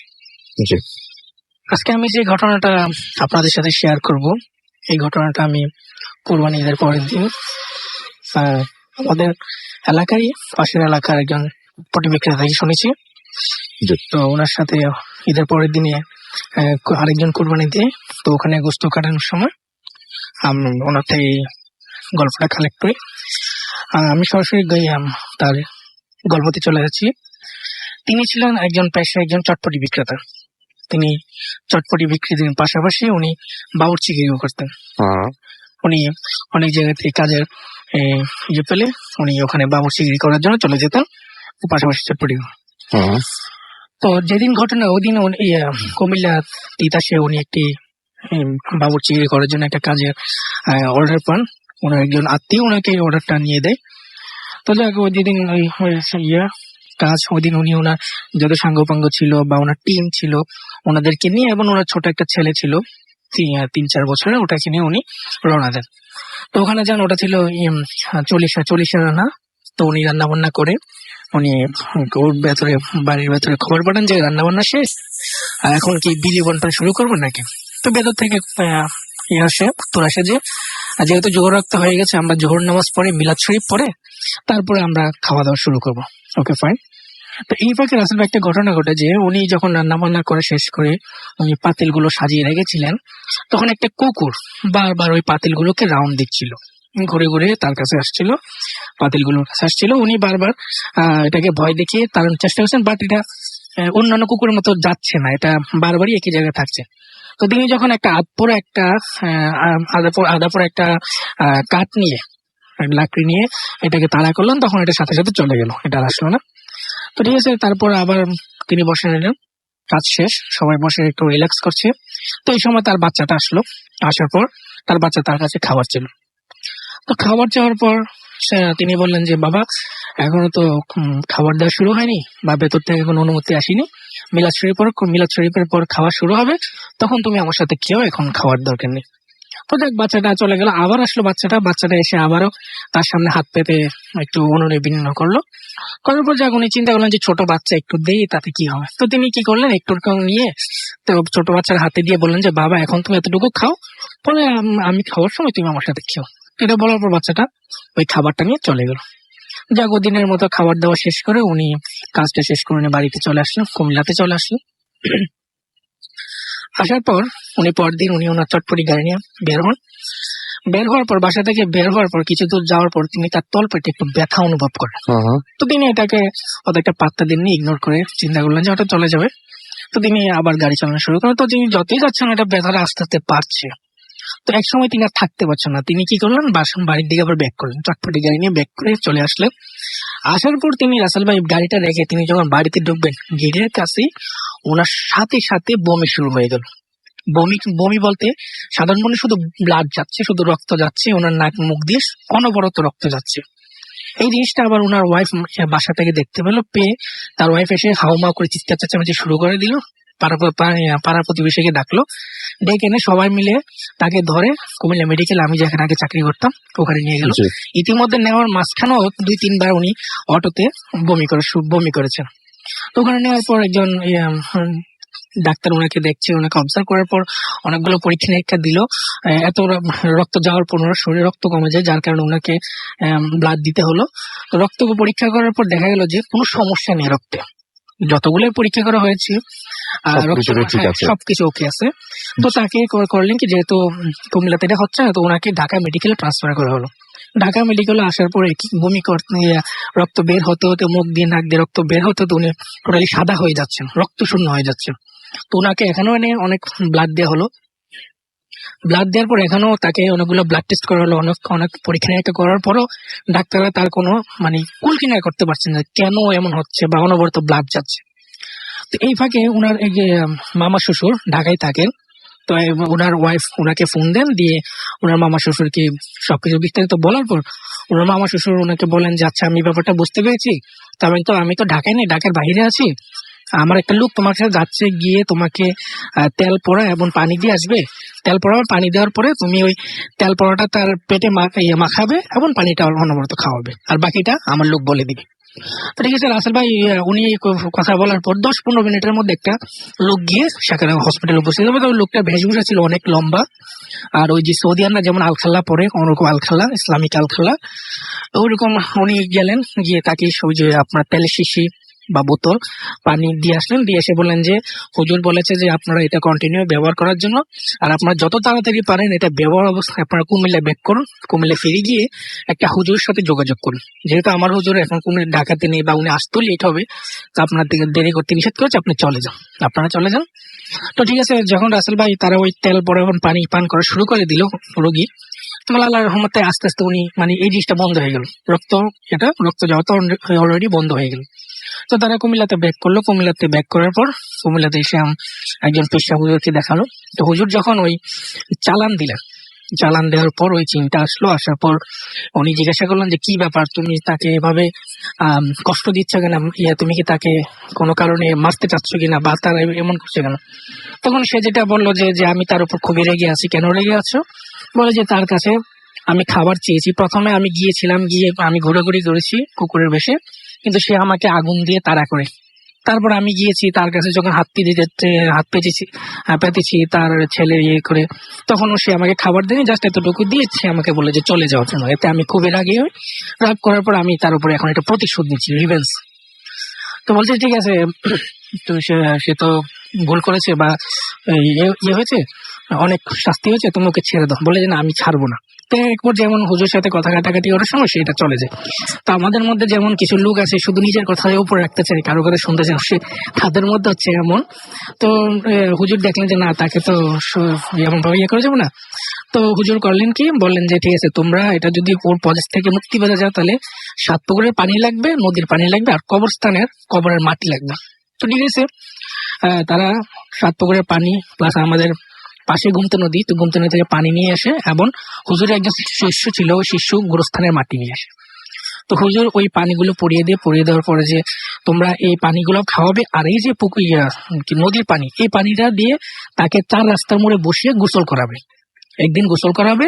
আর এই মাটিটা তোমরা ভর দুপুর বেলায়, একদম ভর দুপুর বেলায়, জোহর নামাজের পরে হোক কিংবা ভর দুপুর বেলায় যে কোনো সময়, তোমরা এই মাটিটা নিয়ে কোনো কবরস্থানে কবরের উপর তোমরা এটা ছিটিয়ে দিবে, তাহলে সে ইনশাল্লাহ এটা মুক্তি পেয়ে যাবে। তো ঠিক আছে, তাকে ওই যে ট্রিটমেন্ট গুলো শুরু করা হলো, তাকে পানি পান করানো হলো, 4 রাস্তার মোড়ে নিয়ে তাকে ওই নদীর পানিতে গোসল দেওয়া হলো। এবং রাসেল ভাই, ওই যে মাটিটা, গোরস্থানের যে মাটিটা, এটা নিয়ে ওনার বাবা, মানে যিনি আক্রান্ত হয়েছে, ওনার বাবা খুবই ফরজগান মানুষ, নামাজি মানুষ। উনি যখন যাচ্ছিলেন, উনি ভর দুপুর বেলায় যাচ্ছিলেন, উনি এসে আমার নামাজ পড়বে। তো হঠাৎ করে উনি অদৃশ্যে একটা বিশাল ধরনের একটা ধমক পাওয়ার পর তিনি কিছু বিচলিত হয়ে তারপর কিন্তু ভয় পান না। তিনি বুঝতে পেরেছেন যে এমন কিছু হবে, যেহেতু এটা আমি করতে যাচ্ছি। তিনি গিয়ে করলেন কি, ওই মাটিটা তিনি গুরুস্থানে কোনো একটা কবরের উপর ছিটিয়ে দিয়ে চলে আসলেন। যাক, আল্লাহর রহমতে আস্তে আস্তে তার ছেলে শরীরে উন্নতি হতে থাকলো, এবং আল্লাহর রহমতে আস্তে আস্তে ওই জিনিসটা কেটে গেল। রাসেল ভাই, ঠিক ছিল আমার। অনেক ধন্যবাদ আপনাকে আপনার ঘটনার জন্য। আমরা সেকেন্ড আরেকটা ঘটনায় যাবো এই আওয়ারে, এবং আমাদের একটা ইমেইল আছে এই মুহূর্তে, সেই ইমেইলটা আমি একটু পড়তে চাই। এবং সেই ইমেইলটা পাঠিয়েছেন আমাদের একজন লিসেনার, তার কাছে আমরা মানে তিনি যেভাবে লিখেছেন সেভাবেই পড়বো। আসসালামু আলাইকুম, আমার নাম আরিফ, আমি একটা টিভি চ্যানেলে HR অ্যান্ড অ্যাডমিন ডিপার্টমেন্টের এক্সিকিউটিভ। আমি প্রথমেই ধন্যবাদ জানিয়ে রাখি, আমি এবং সেটা আমি ধন্যবাদ জানাতে চাই রাখিকে, এবং আমার খুব ভালো বন্ধু, ওর জন্য আমি এই অনুষ্ঠানটা নিয়মিত শুনি। আজও আমি অনুষ্ঠানটি মানে এখন তিনি শুনছেন। যাই হোক, তিনি লিখছেন যে আমার দেশের বাড়ি রাজশাহী জেলার গোদাগাড়ি থানার প্রেমতলির ফরাদপুর গ্রামে। আমরা চেষ্টা করেছিলাম তাকে কমিউনিকেট করতে, কারণ স্টোরিটা পুরোপুরি এই যে ঘটনা বিশ্বাস করা না করা আপনার ব্যাপার। আমরা কনফার্ম হতে চেয়েছিলাম যে ঘটনাটা কতটুকু সত্য, বা তিনি কিভাবে এটা যাচাই বাছাই করবেন। মাসুম ভাই ট্রাই করবেন আবারও, যদি সম্ভব হয় তাহলে তার সাথে আমরা কথা বলতে পারি। একটু আগে আমরা ট্রাই করেছিলাম, কোনো একটা প্রবলেমে কানেক্ট করতে পারিনি। তো যাই হোক, তিনি লিখছেন যে আমি আজ যে ঘটনাটা বলবো সেটা আমার মামার সাথে ঘটেছে 2000 সালের মার্চ মাসে, তারিখটা সঠিক মনে নেই। আমাদের বাড়ি থেকে নানার বাড়ি প্রায় 12 কিলোমিটার দূরে, নাম ঈশ্বরীপুর। আমার সেজ মামার নাম শরীফ, যার সাথে এই ঘটনা ঘটে। মামা চাকরি করতো সিরাজগঞ্জে। সে ছুটিতে বাড়ি আসতো, যথারীতি বন্ধুদের সাথে আড্ডা শেষ করে বাড়ি ফিরে। আগেই গ্রামের সম্পর্কে একটু বলে নিলে ভালো হয়। গ্রামের বাড়ির আশেপাশে বাঁশ বাগান আর জঙ্গলে ভরা, আর কিছু কিছু গাছ আছে বহু বছরের পুরনো দিনের, এবং দিনের বেলায় একা হাঁটলেও গা শিউরে ওঠে। অবশ্য ওখানকার লোকদের এসব মনে হয় না, কারণ তারা অভ্যস্ত। গ্রামের বাইরে জমি আর জমি ধানের চাষ করা হয়। পুরো গ্রামটাই ভৌতিক একটা ভাব আছে। যাই হোক, মূল ঘটনায় আসি। সেদিন রাতে খাওয়া দাওয়া করে সবাই যে যার মতো ঘুমিয়ে পড়ে। রাত আনুমানিক 1টা থেকে 2টার দিকে শরীফ মামা বাথরুমে যান। গ্রামের মধ্য দিয়ে একটা কাঁচা রাস্তা, দুই পাশের ঘর বাড়ি, ছোট বড় মিলিয়ে অনেকগুলো পুকুর আছে। সব পুকুরের আলাদা আলাদা নাম আছে। মাঠের দিকে যেতেই একটা বাবলা গাছ আছে, যেটা জমির আইডের সাথে। মামা দেখতে পেলেন কয়েকজন মিলে হাতাহাতি করছে। মামার কাছে একটা টর্চ লাইট আছে, কিন্তু জ্বালাননি। ব্যাপারটা একটু বোঝার চেষ্টা করছেন তিনি।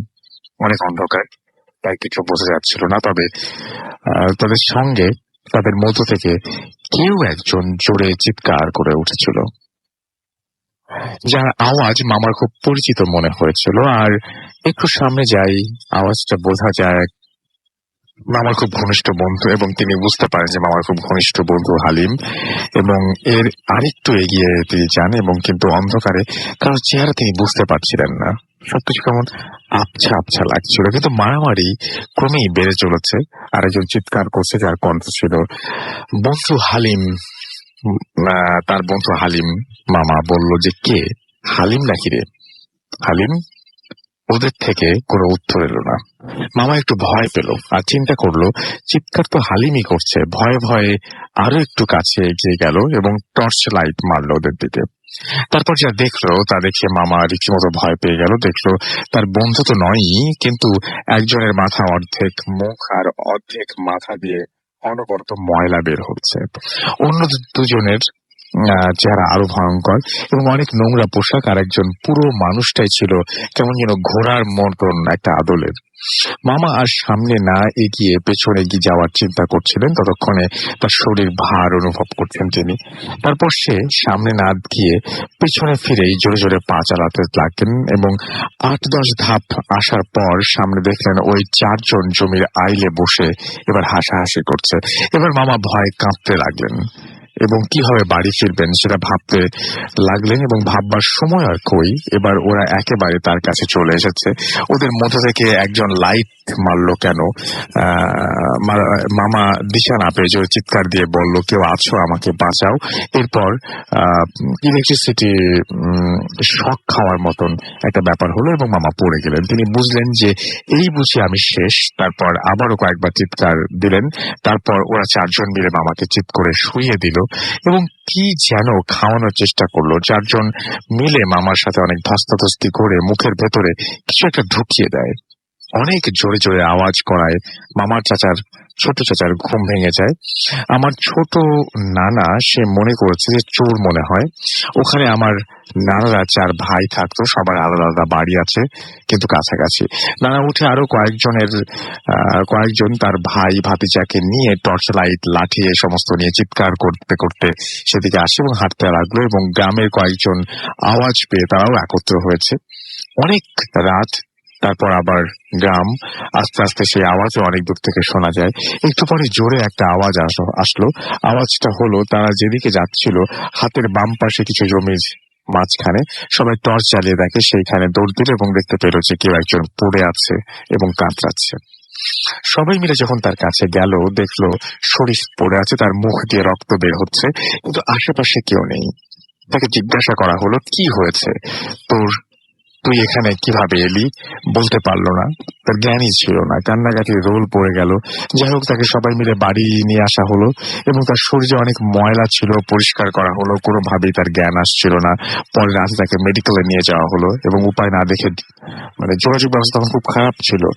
মামার ছোট চাচা নিজেও একজন কবিরাজ, সেও ভালো করে দেখলো এবং বলল যে মেডিকেলে নিয়ে লাভ নেই, অন্য উপায়ে চেষ্টা করতে হবে। একটু পরে ফজরের আজান হলো। নানা ঝাড় ফুঁক দিতে দিতে বেলা 11টার দিকে জ্ঞান আসলো, কিন্তু তিনি কোনো কথা বলতে পারছেন না, খেতে পারছেন না। আত্মীয় স্বজন সবাইকে খবর দেওয়া হয়েছে। আমি আম্মুকে নিয়ে সকালেই গিয়েছি সেখানে।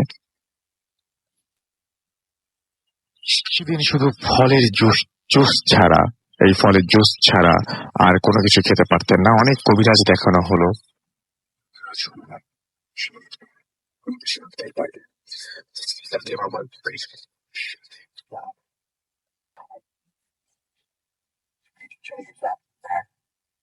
হাত আলগা করার জন্য। আর রক্ত বের হতো, এবং এবং এবং হাত যখন আলগা করা হতো তখন আর রক্ত বের হতো না। সে কোনোভাবেই বিছানা থেকে উঠতে পারতো না। আরো কিছুদিন যাওয়ার পর মুখ দিয়ে রক্ত বের হওয়া বন্ধ হলো এবং একটু একটু হাঁটা শুরু করলো। একদিন বিকেল বেলা আমি মামাকে জিজ্ঞেস করলাম, মামা আপনার সাথে কি হয়েছিল? মামা কোনোভাবেই কথা বলতে পারলো না, শুধু নির্বাক চোখে আমার দিকে তাকিয়ে রইল। আমি বললাম, আপনি না বললে আমরা কিভাবে বুঝবো আপনার সাথে কি হয়েছিল? মামা ইশারায় কলম আর খাতা চাইলেন। তারপর তার সাথে ঘটে যাওয়া ঘটনাটা লিখে আমাকে জানালেন। তার আরো 15 দিন কেটে গেল। এখন এখানে সেখানে যেতে পারেন, ভারী খাবারও খেতে পারেন, কিন্তু তিনি কথা বলতে পারেন না।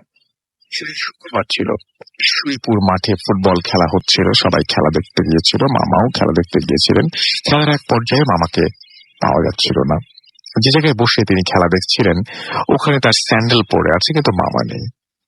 তারপর তাড়াতাড়ি করে সবাইকে জানিয়ে দেওয়া হলো এবং পরিচয় যারা যারা পরিচিত আছে তারা সবাই খুঁজতে লাগলো। পুরো গ্রাম শেষ করে প্রখর রৌদ্র ছিল, সবাই ক্লান্ত, কিন্তু কোথাও পাওয়া গেল না।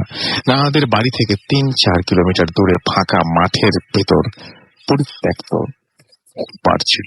সেই পুকুর পাড়ে জঙ্গলে ভরা 3 জন আদিবাসী যারা সাঁওতাল এবং তারা চাষ করছিলেন ওই সময়, তারা মামাকে চিনতে পারলেন এবং মামা পুকুরে পাড়ে পড়ে আছেন, শরীরে গোলাপ আর শাপলা ফুলের পাপড়িতে ভরা ছিল।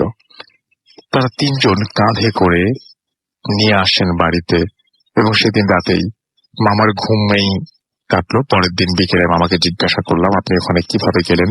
আবারও খাতা কলম নিয়ে আসা হলো এবং আমি দেখতে পাই শুধু বাতাস অনুভব করছি আর বিয়ের মতো বাজনা বাজছিল। সবার সামনে আমি শূন্যের উপর ভাসতে লাগলাম।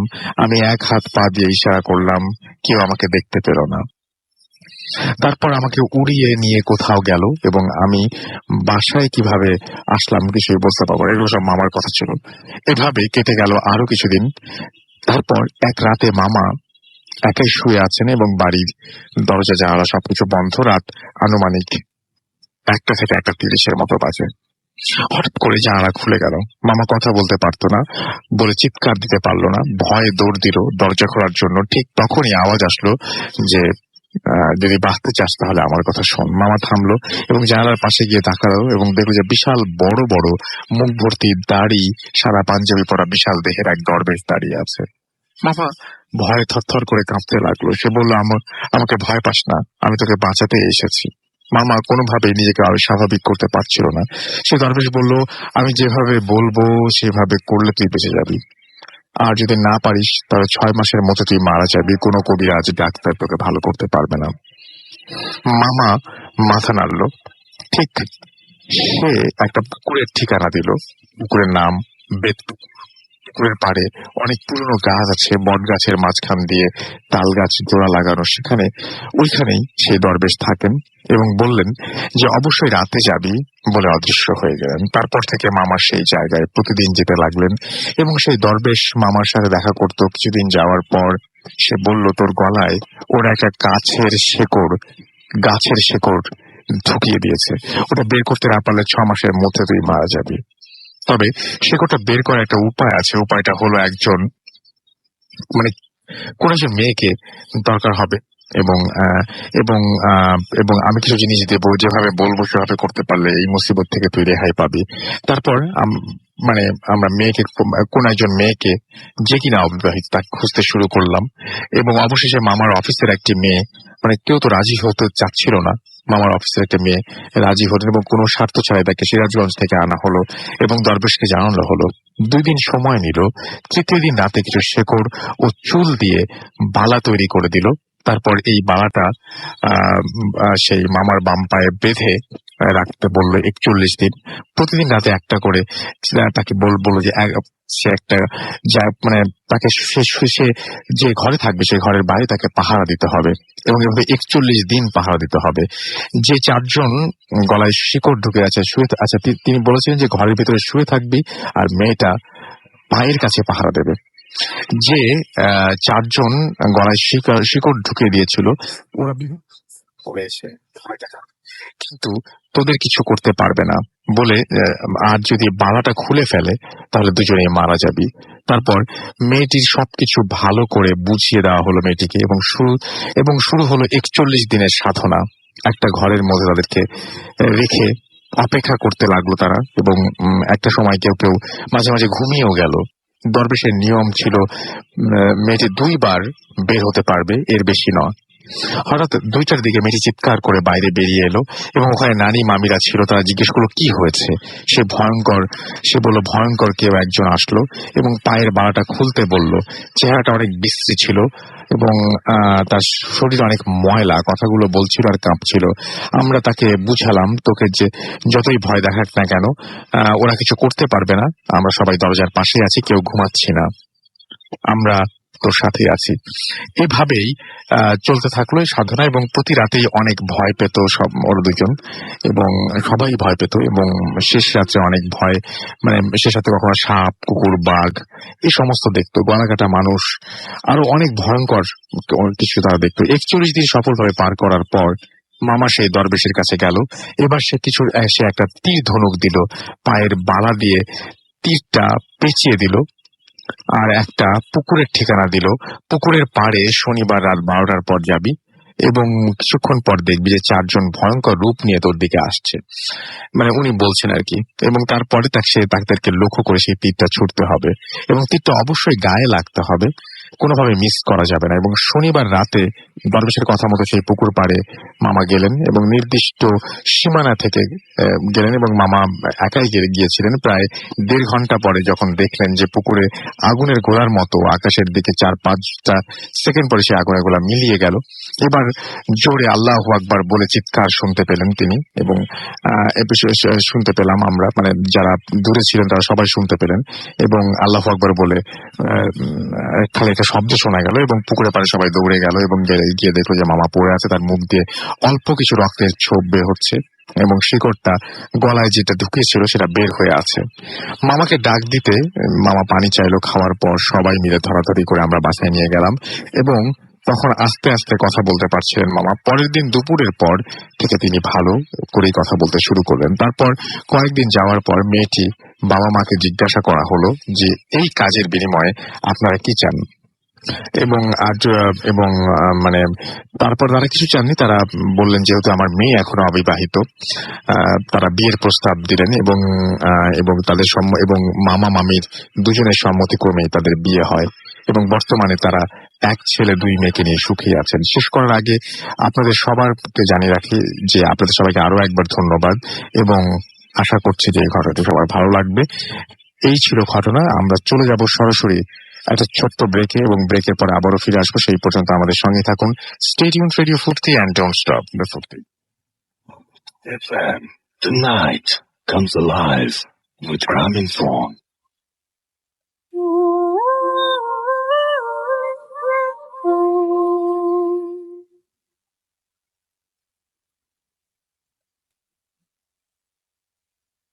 Welcome back. The night comes alive with Grameenphone শুনছেন সবসময় ভিডিও ফুর্তি 8.2 FM। আমি রাসেল আছি সাথে, আমার সাথে রয়েছে মাসুম ভাই, এবং আজকে অতিথিরা আপনাদের সবাইকে আরো একবার স্বাগত জানাচ্ছি ভূত এফএমে। চলে যাচ্ছি ঘটনায়। আপনার নামটা প্লিজ আর একবার বলবেন, তারপর আপনার ঘটনায় যাব আমরা।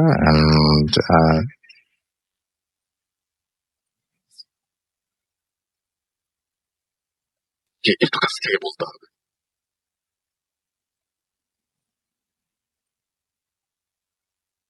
জি রাসেল ভাই, আমি এমডি রাহিম আরমান, উত্তরা থেকে এসেছি। জি ওকে, আমার সেকেন্ড স্টোরি যেটা ছিল সেটা আমার গ্রামকে নিয়ে। তো এটা হচ্ছে ঈদের দিন বিকালবেলা বলতে সন্ধ্যার দিকে।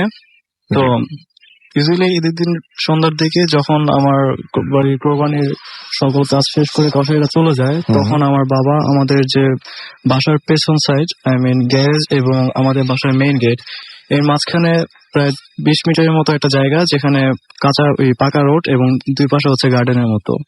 তো মেইন গেটের পরে হচ্ছে একটা স্টলের মতো, যেখানে ম্যাক্সিমাম টাইমে বাবা গিয়ে কথাবার্তা বলে বাড্ডা দেয়।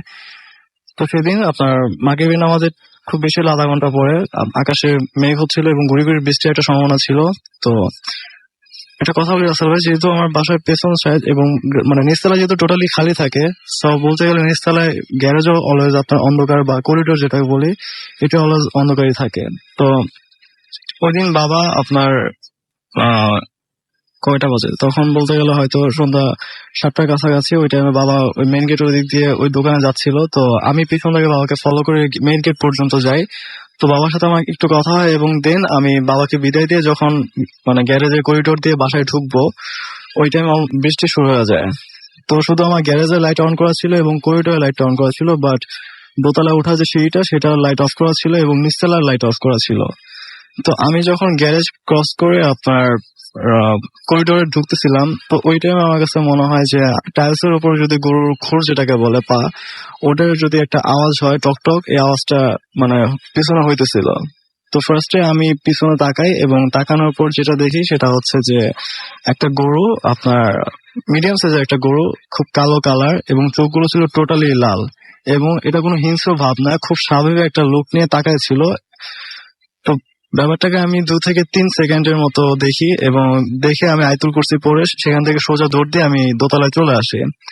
তো যখন দোতলায় চলে আসি নিজের রুমে, আমি বেডে এসে শুয়ে যাই এবং সাথে সাথে আমার মনে হয় যেন আমার শরীরের কোনো পার্টস আমি ঠিকভাবে মুভ করতে পারতেছি না, মানে নিজেকে খুব ভার ফিল হয়। তো এইভাবে মানে মোটামুটি তখন একদম রাত 10টা-11টা পর্যন্ত হয়ে যায়।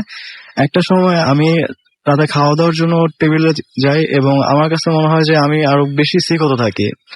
তো তখন আমি আমার ব্যাপারটা আমি আমার মা এবং আমার দাদির সাথে শেয়ার করি, এবং আমার দাদি যেহেতু হজ করে আসছে এবং দীর্ঘ টাইম আমার গ্রামের বাড়িতে আছেন, উনি ব্যাপারটা শুনে আমাকে বলেন যে এরকম যারা দেখে আর কি, যে আমার গ্রামেতে কিছু খারাপ জিন আছে যেগুলো হয়তো এরকম গরুর অথবা ছাগল অথবা যে কোনো অ্যানিমালস এর রূপ নিয়ে সামনে আসে, এবং এগুলো দেখার পর গ্রামের বাড়িতে মানে আমার এলাকায় 2 থেকে 3 দিন পরে কোনো একজন মানুষ মারা যায়। তার মানে মেইন ঘটনাটা হচ্ছে যে এরা এইটা যারা দেখেন তারা কয়েকদিনের মধ্যেই মারা যান। না না, এটা না, মানে যে দেখে তারা পরিচিত অথবা ওই এলাকায় কেউ একজন মারা যায়। আচ্ছা, মানে এর আগে আপনি তাহলে দেখার পরে কে মারা গেল? তো আমি যখন দেখছি, আমি দেখার ঠিক মানে ঈদের তৃতীয় দিন যিনি মারা যায় উনি সম্পর্কে আমার দাদু হয়, মানে আমার আত্মীয় স্বজনই মারা যায়। আচ্ছা, তো উনি মারা যায়।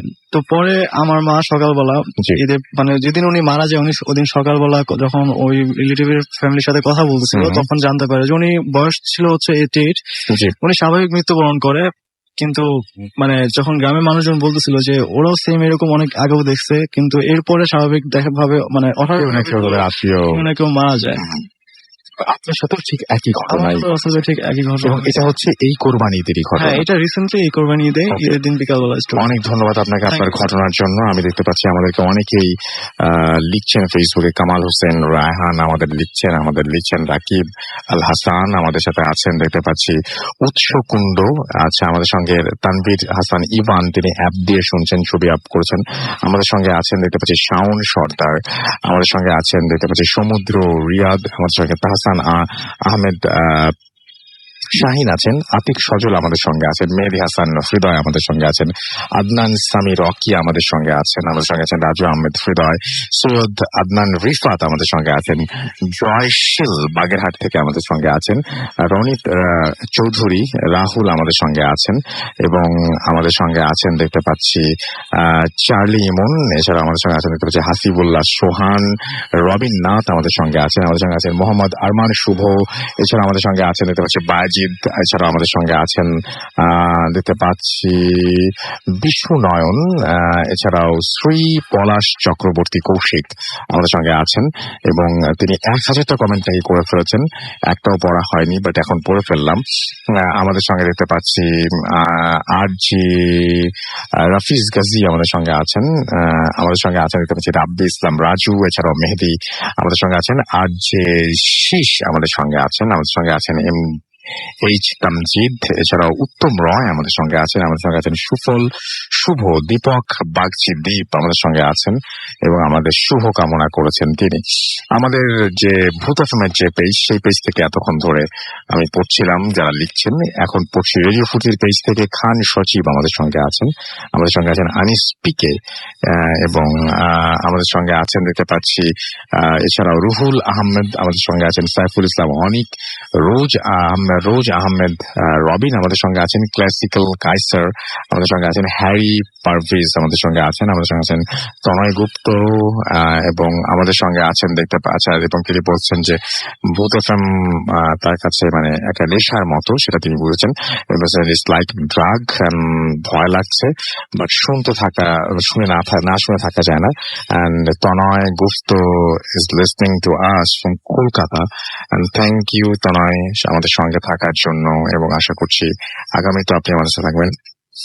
আমাদের সাথে আছেন এমডি মাসুম মিয়া, এছাড়াও আলী আমাদের সঙ্গে আছেন দেখতে পাচ্ছি, এছাড়াও প্রশান্ত মধু, এবং ইমেলটা ইন্টারেস্টিং ছিল তাই তিনি বলেছেন, এবং কিন্তু তার কাছে বিশ্বাস করতে বেশ কষ্ট হয়েছে সেটা দিয়েছেন, বাট ইটস নট বিলিভেবল তাই লিখেছেন তিনি।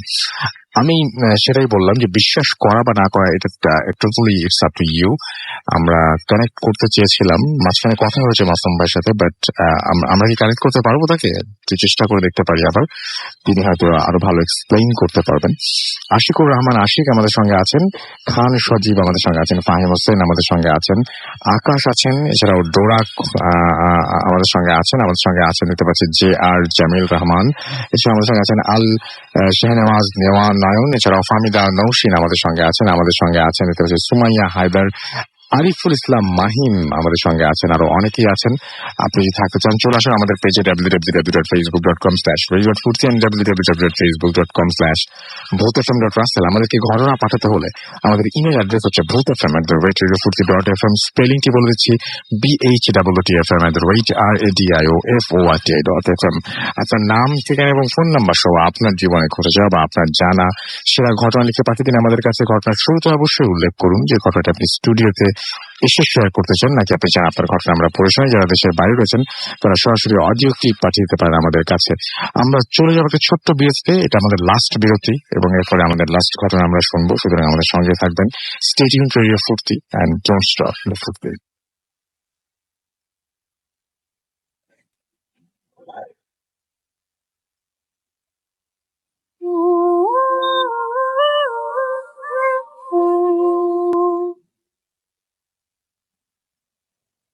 অলরাইট, আমরা পেয়ে গেছি জামিউল আরিফকে, এবং তিনি থাকেন রামপুরা বনশ্রী থেকে। যে ইমেলটা নিয়ে আপনাদের এত কনফিউশন, তিনি আমাদের সঙ্গে আছেন। হ্যালো জামিউল ভাই, আসসালামু আলাইকুম। আসসালামু আলাইকুম জামিউল ভাই। হ্যালো হ্যালো আসসালামু আলাইকুম রাসেল ভাই। জি, আমি শুনতে পাচ্ছি এখন। কেমন আছেন? জি আছি, ভালোই আছি। আপনারা সবাই কেমন আছেন? জি ভালো আছি। আচ্ছা, আপনার বাসাটা কোথায়? আপনি একটু সবাইকে আগে প্রথমে আপনার ঢাকার অ্যাড্রেসটা, যেখানকার ঘটনা, এবং আপনার যে অরিজিনাল যে অ্যাড্রেসটা, সেই অ্যাড্রেসটা প্লিজ একটু বলবেন সবাইকে। জি, আমি রামপুরা বনশ্রীতে থাকি। জি আর আমার দেশের বাড়ি রাজশাহীর গোদাগাড়ি থানায়, জি প্রেমতলী পোস্ট অফিস, প্রেমতলী ফরাদপুর গ্রামে। আচ্ছা, যে ঘটনাটা আমরা শুনলাম এই ঘটনা নিয়ে অনেকেই বলছেন যে ঘটনাটা খুব চমৎকার, কিন্তু আমি একজনের যেরকম পড়লাম যে উনি বলছেন কিন্তু বিশ্বাস করতে তার কষ্ট হচ্ছে। ঘটনাটা কি আপনাদের এলাকার অনেকেই জানেন এখন? জি জি, অনেকে জানে বলতে গেলে আমাদের ওই গ্রাম মানে নানাবাড়ি এলাকার সবাই জানে। গ্রামটা ছোট্ট তো, ওটা সবাই জানে, এবং অনেক মানে আলোচিত ঘটনা ছিল এটা আর কি। ওকে, এরকম চমৎকার ঘটনা যদি আপনাদের ঘটনা আরো ঘটে গ্রামে এবং আরো যদি থাকে তাহলে ডেফিনেটলি আমাদের জানাবেন। Thank you very much Jamiul ভাই, আপনার ঘটনাটা অনেক চমৎকার এবং অনেক আনন্দ দিতে পেরেছে আমাদের সবাইকে। আশা করছি ভবিষ্যতে আপনি পাঠাবেন। Thank you very much. Thank you. জি জি, আপনাদেরকেও ধন্যবাদ। এবং আমি আসলে ভূত এফএম অনেক হ্যালো জি জি, আমি শুনতে পাচ্ছি। জি জি, আমি ধন্যবাদ জানাচ্ছি রাখিকে, আসলে পার্সোনালি রাখিকে ধন্যবাদ জানাচ্ছি অনেকভাবে, কারণ ওর কারণে আমি এই ফিল্মটা নিয়মিত শুনি এখন। Thank you so much. আপনাকে অনেক ধন্যবাদ আপনার ঘটনা পাঠানোর জন্য। আমরা কথা বলছিলাম জামিউল ভাইয়ের সাথে, অ্যান্ড তিনি আমাদের সঙ্গে এতক্ষণ পর্যন্ত ছিলেন। আমরা চলে যাব আমাদের শেষ অতিথির কাছে, তার কাছে ঘটনা শুনবো। খুব ছোট্ট একটা ঘটনা, চলুন শুনে আসি ঘটনাটি। সোহান তারেক, এসেছি রায়েরবাগ, ঢাকা থেকে। আজকে আমি যে ঘটনা শেয়ার করব সেটা হচ্ছে আমাদের এলাকার মোবাইল এবং কম্পিউটার সার্ভিসিং দোকানের মালিক জুয়েল ভাই।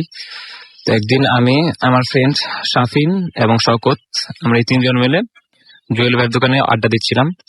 তো আড্ডা দিতে দিতে একবার আমরা প্যারানর্মাল ঘটনা নিয়ে আলোচনা শুরু করি।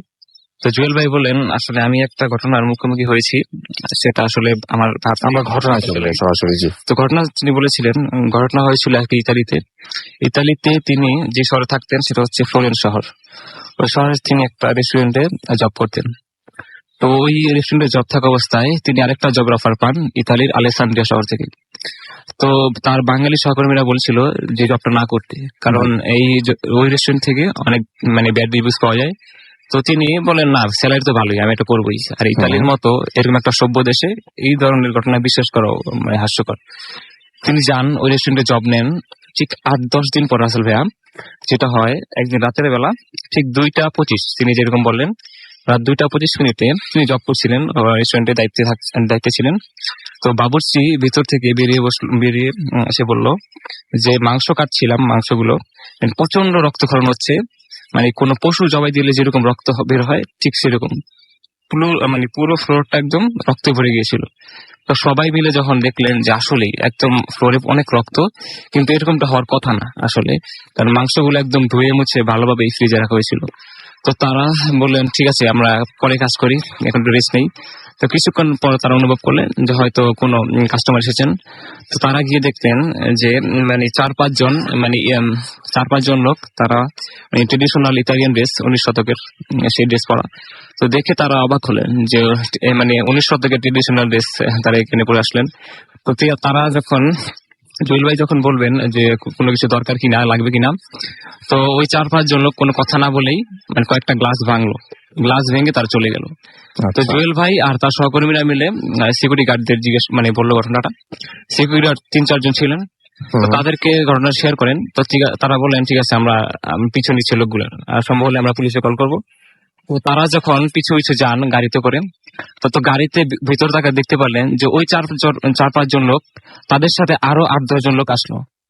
তারা দেখতে মোটেও ইতালিয়ান বা ইউরোপিয়ানদের মতো দেখতে ছিল না, অন্য কোনো দেশ। হ্যাঁ এরকমই, মানে তারা মানে বুঝতে পারছিল না ইউরোপিয়ানদের মতো না। তারা মানে গাড়িতে বসে দূর থেকে দেখছিলেন যে ওই লোকগুলো সবাই মিলে কফিন জাতীয় কোন একটা বক্স, সেই বক্সের মধ্যে পশুর চামড়া তারা ঢুকালো এবং সেটাকে পুড়িয়ে দিল। তো তারা যখন সামনে গিয়ে দেখলো লোকগুলো মানে এর মধ্যে চলে গেছে, তারা দেখতে পেলেন না। তো দেখলেও সেটা দেখেন কিছু মানে পোড়া পশুর চামড়া পড়ে আছে, কয়েকটা কাঁচের বোতল পড়ে আছে। তো একটা কাঁচের বোতলের দিকে তাদের চোখ গেল। কাঁচের বোতল থেকে তারা একটা কাগজ বের করলো, সেখানে মানে ইতালিয়ান ভাষায় লেখা। তো গার্ডরা কিন্তু সিকিউরিটি গার্ডরা ইতালিয়ান ছিল, তো ওই কাগজটার মধ্যে ইতালিয়ান ভাষায় কিছু লেখা ছিল। তা তারা পড়লো এবং অবাক হলো, মানে এখানে কাউকে অভিশাপ দেওয়া হচ্ছে এরকম কিছু লেখা ছিল সেখানে। তো তারা মানে খুব ভয় পেলেন এবং চলে আসলেন। তো আস্তুরে যখন ফিরলেন তখন সামনে একটা অ্যাপার্টমেন্ট ছিল, এটা ঠিক 9-10 তলা তো হবেই। তো সেখানে দেখলো যে একটা ছোট্ট একটা মেয়ে, মানে 7-8 বছর বয়স, মানে তার মাথায় দুদিকে জুটি করা আর কি। তো সে একটা পুতুল নিয়ে দাঁড়িয়ে আছে, একদম এক নজরে নিচের দিকে তাকিয়ে আছে। আচ্ছা। তো সে একজন গার্ড মেয়েটা দিয়ে গেল, তো বললো, তুমি এত রাত এখানে কি করো, তোমার প্যারেন্টস কোথায়? তো মেয়েটা কোনো কথাই বলছিল না, মানে এমন একটা ভাব করছিল যে কেউ তার সাথে কথাই বলছিল না, মানে এরকম একটা। তো সে মেয়েটা একদম কত কথা বলছিল না। তো মেয়েটাকে হাত দিয়ে সে জিজ্ঞেস দেখলো যে মেয়েটার অনেক শরীর গরম। তো বললো, তোমার কি অসুস্থ নাকি? মেয়েটাই কথা না বলে সোজা হাঁটা শুরু করলো। তো তারপর মেয়েটা যেহেতু এক নজরে তাকিয়েছিল তাদের দিকে আর হাঁটছিল, তো সে আবার গিয়ে বললো মেয়েটাকে যে তোমার সমস্যা কি, কথা বলো না কেন, তোমার বাবা মা কোথায়, আবার জিজ্ঞেস করলো। তো মেয়েটাকে ডান দিক দিয়ে ইশারা করে দেখালো মেয়েটা, মানে কোনো একটা কিছু দিকে ইশারা করলো। তো তারা গার্ড গুলো মিলে ওই জায়গাটাতে গেল, তারা ভাবলো হয়তোবা তার প্যারেন্টস গুলো এখানে আছে। তো সেখানে গিয়ে গেল, দেখলো যে না, এখানে কোনো ব্যক্তি নেই, কিন্তু একটা পুতুল দেখতে পেলো। পুতুলটা দেখতে মানে ওই মেয়েটার হাতে যেরকম একটা পুতুল ছিল, মানে একদম হুবহু সেরকম একটা পুতুল। তো পুতুলটার পাশে দেখলো মানে আগুন জ্বলছে সামান্য, দেখে বোঝা যায় যে কোনো জিনিস পোড়ানো হয়েছে, ধ্বংসাবশেষ এখানে রয়েছে। তো পুতুলটা যখন একজন গার্ড হাতে নিলেন, ডান হাত দিয়ে নিলেন ঠিক, তো পুতুলটা হাতে নেওয়া মাত্র সে চিৎকার উঠলো ভীষণভাবে। তো পাশে সবাই বললো যে কি হয়েছে, বললো আমার হাত প্রচন্ড ব্যথা করছে। তো সবাই মিলে তাকে ধরাধরি করে গাড়িতে উঠালো। তো গাড়িতে ওঠার পর সে সেদিন বাড়ি যায়, কিন্তু পরে যেটা হয়, তার মানে প্রথম 2-3 দিন হাত প্রচন্ড ব্যথা ছিল। তো এরপরে যেটা হয়, প্রায় 2 উইক তার মানে হাত অবশ হয়ে যায়। তো ডাক্তার এক পর্যায়ে বললেন যে না, এটা হবে না আসলে, না, তার হাত চিখা অনেক কষ্টকর ব্যাপার। তো এরকম 3-4 মাস কাটার পর একটা সময় তার হাত সুস্থ হয়। তো এই ছিল ভাই রাসেল ভাই আমার ঘটনা। ধন্যবাদ। Thank you very much. আমরা একদম শেষ প্রান্তে চলে এসেছি। আমাদের সাথে এতক্ষণ পর্যন্ত যারা ছিলেন তাদেরকে অনেক অনেক অনেক অনেক ধন্যবাদ। এন্ড কথা হবে আপনাদের সাথে আবারও আগামী ভূত এফএমে, আগামী শুক্রবার ইনশাআল্লাহ। এবং আপনারা ঘটনা পাঠাবেন। আপনাদের ঘটনা পাঠানোর অ্যাড্রেস হচ্ছে boothfm@radio50.fm, BH@radio.radio.fm, নাম, ঠিকানা এবং ফোন নাম্বার সহ আপনার জীবনে ঘটে যাওয়া সেরা ঘটনা লিখে পাঠিয়ে দিন আমাদের কাছে। ঘটনার শুরুতে অবশ্যই উল্লেখ করুন ঘটনাটি আপনি স্টুডিওতে শেয়ার করতে চান নাকি আপনি চান আপনার ঘটনা আমরা পড়ে শোনাই। যারা দেশের বাইরে রয়েছেন তারা সরাসরি অডিও ক্লিপ পাঠিয়ে দিতে পারেন আমাদের কাছে। আজকের মতো এখানে শেষ করছি। কথা হবে আবারও আগামী সপ্তাহে। সেই পর্যন্ত সবাই ভালো থাকবেন, সুস্থ থাকবেন, সুন্দর থাকবেন, মোস্ট ইম্পর্টেন্টলি ফুর্তি থাকবেন। শেষ করছি আজকের মতো। টাটা।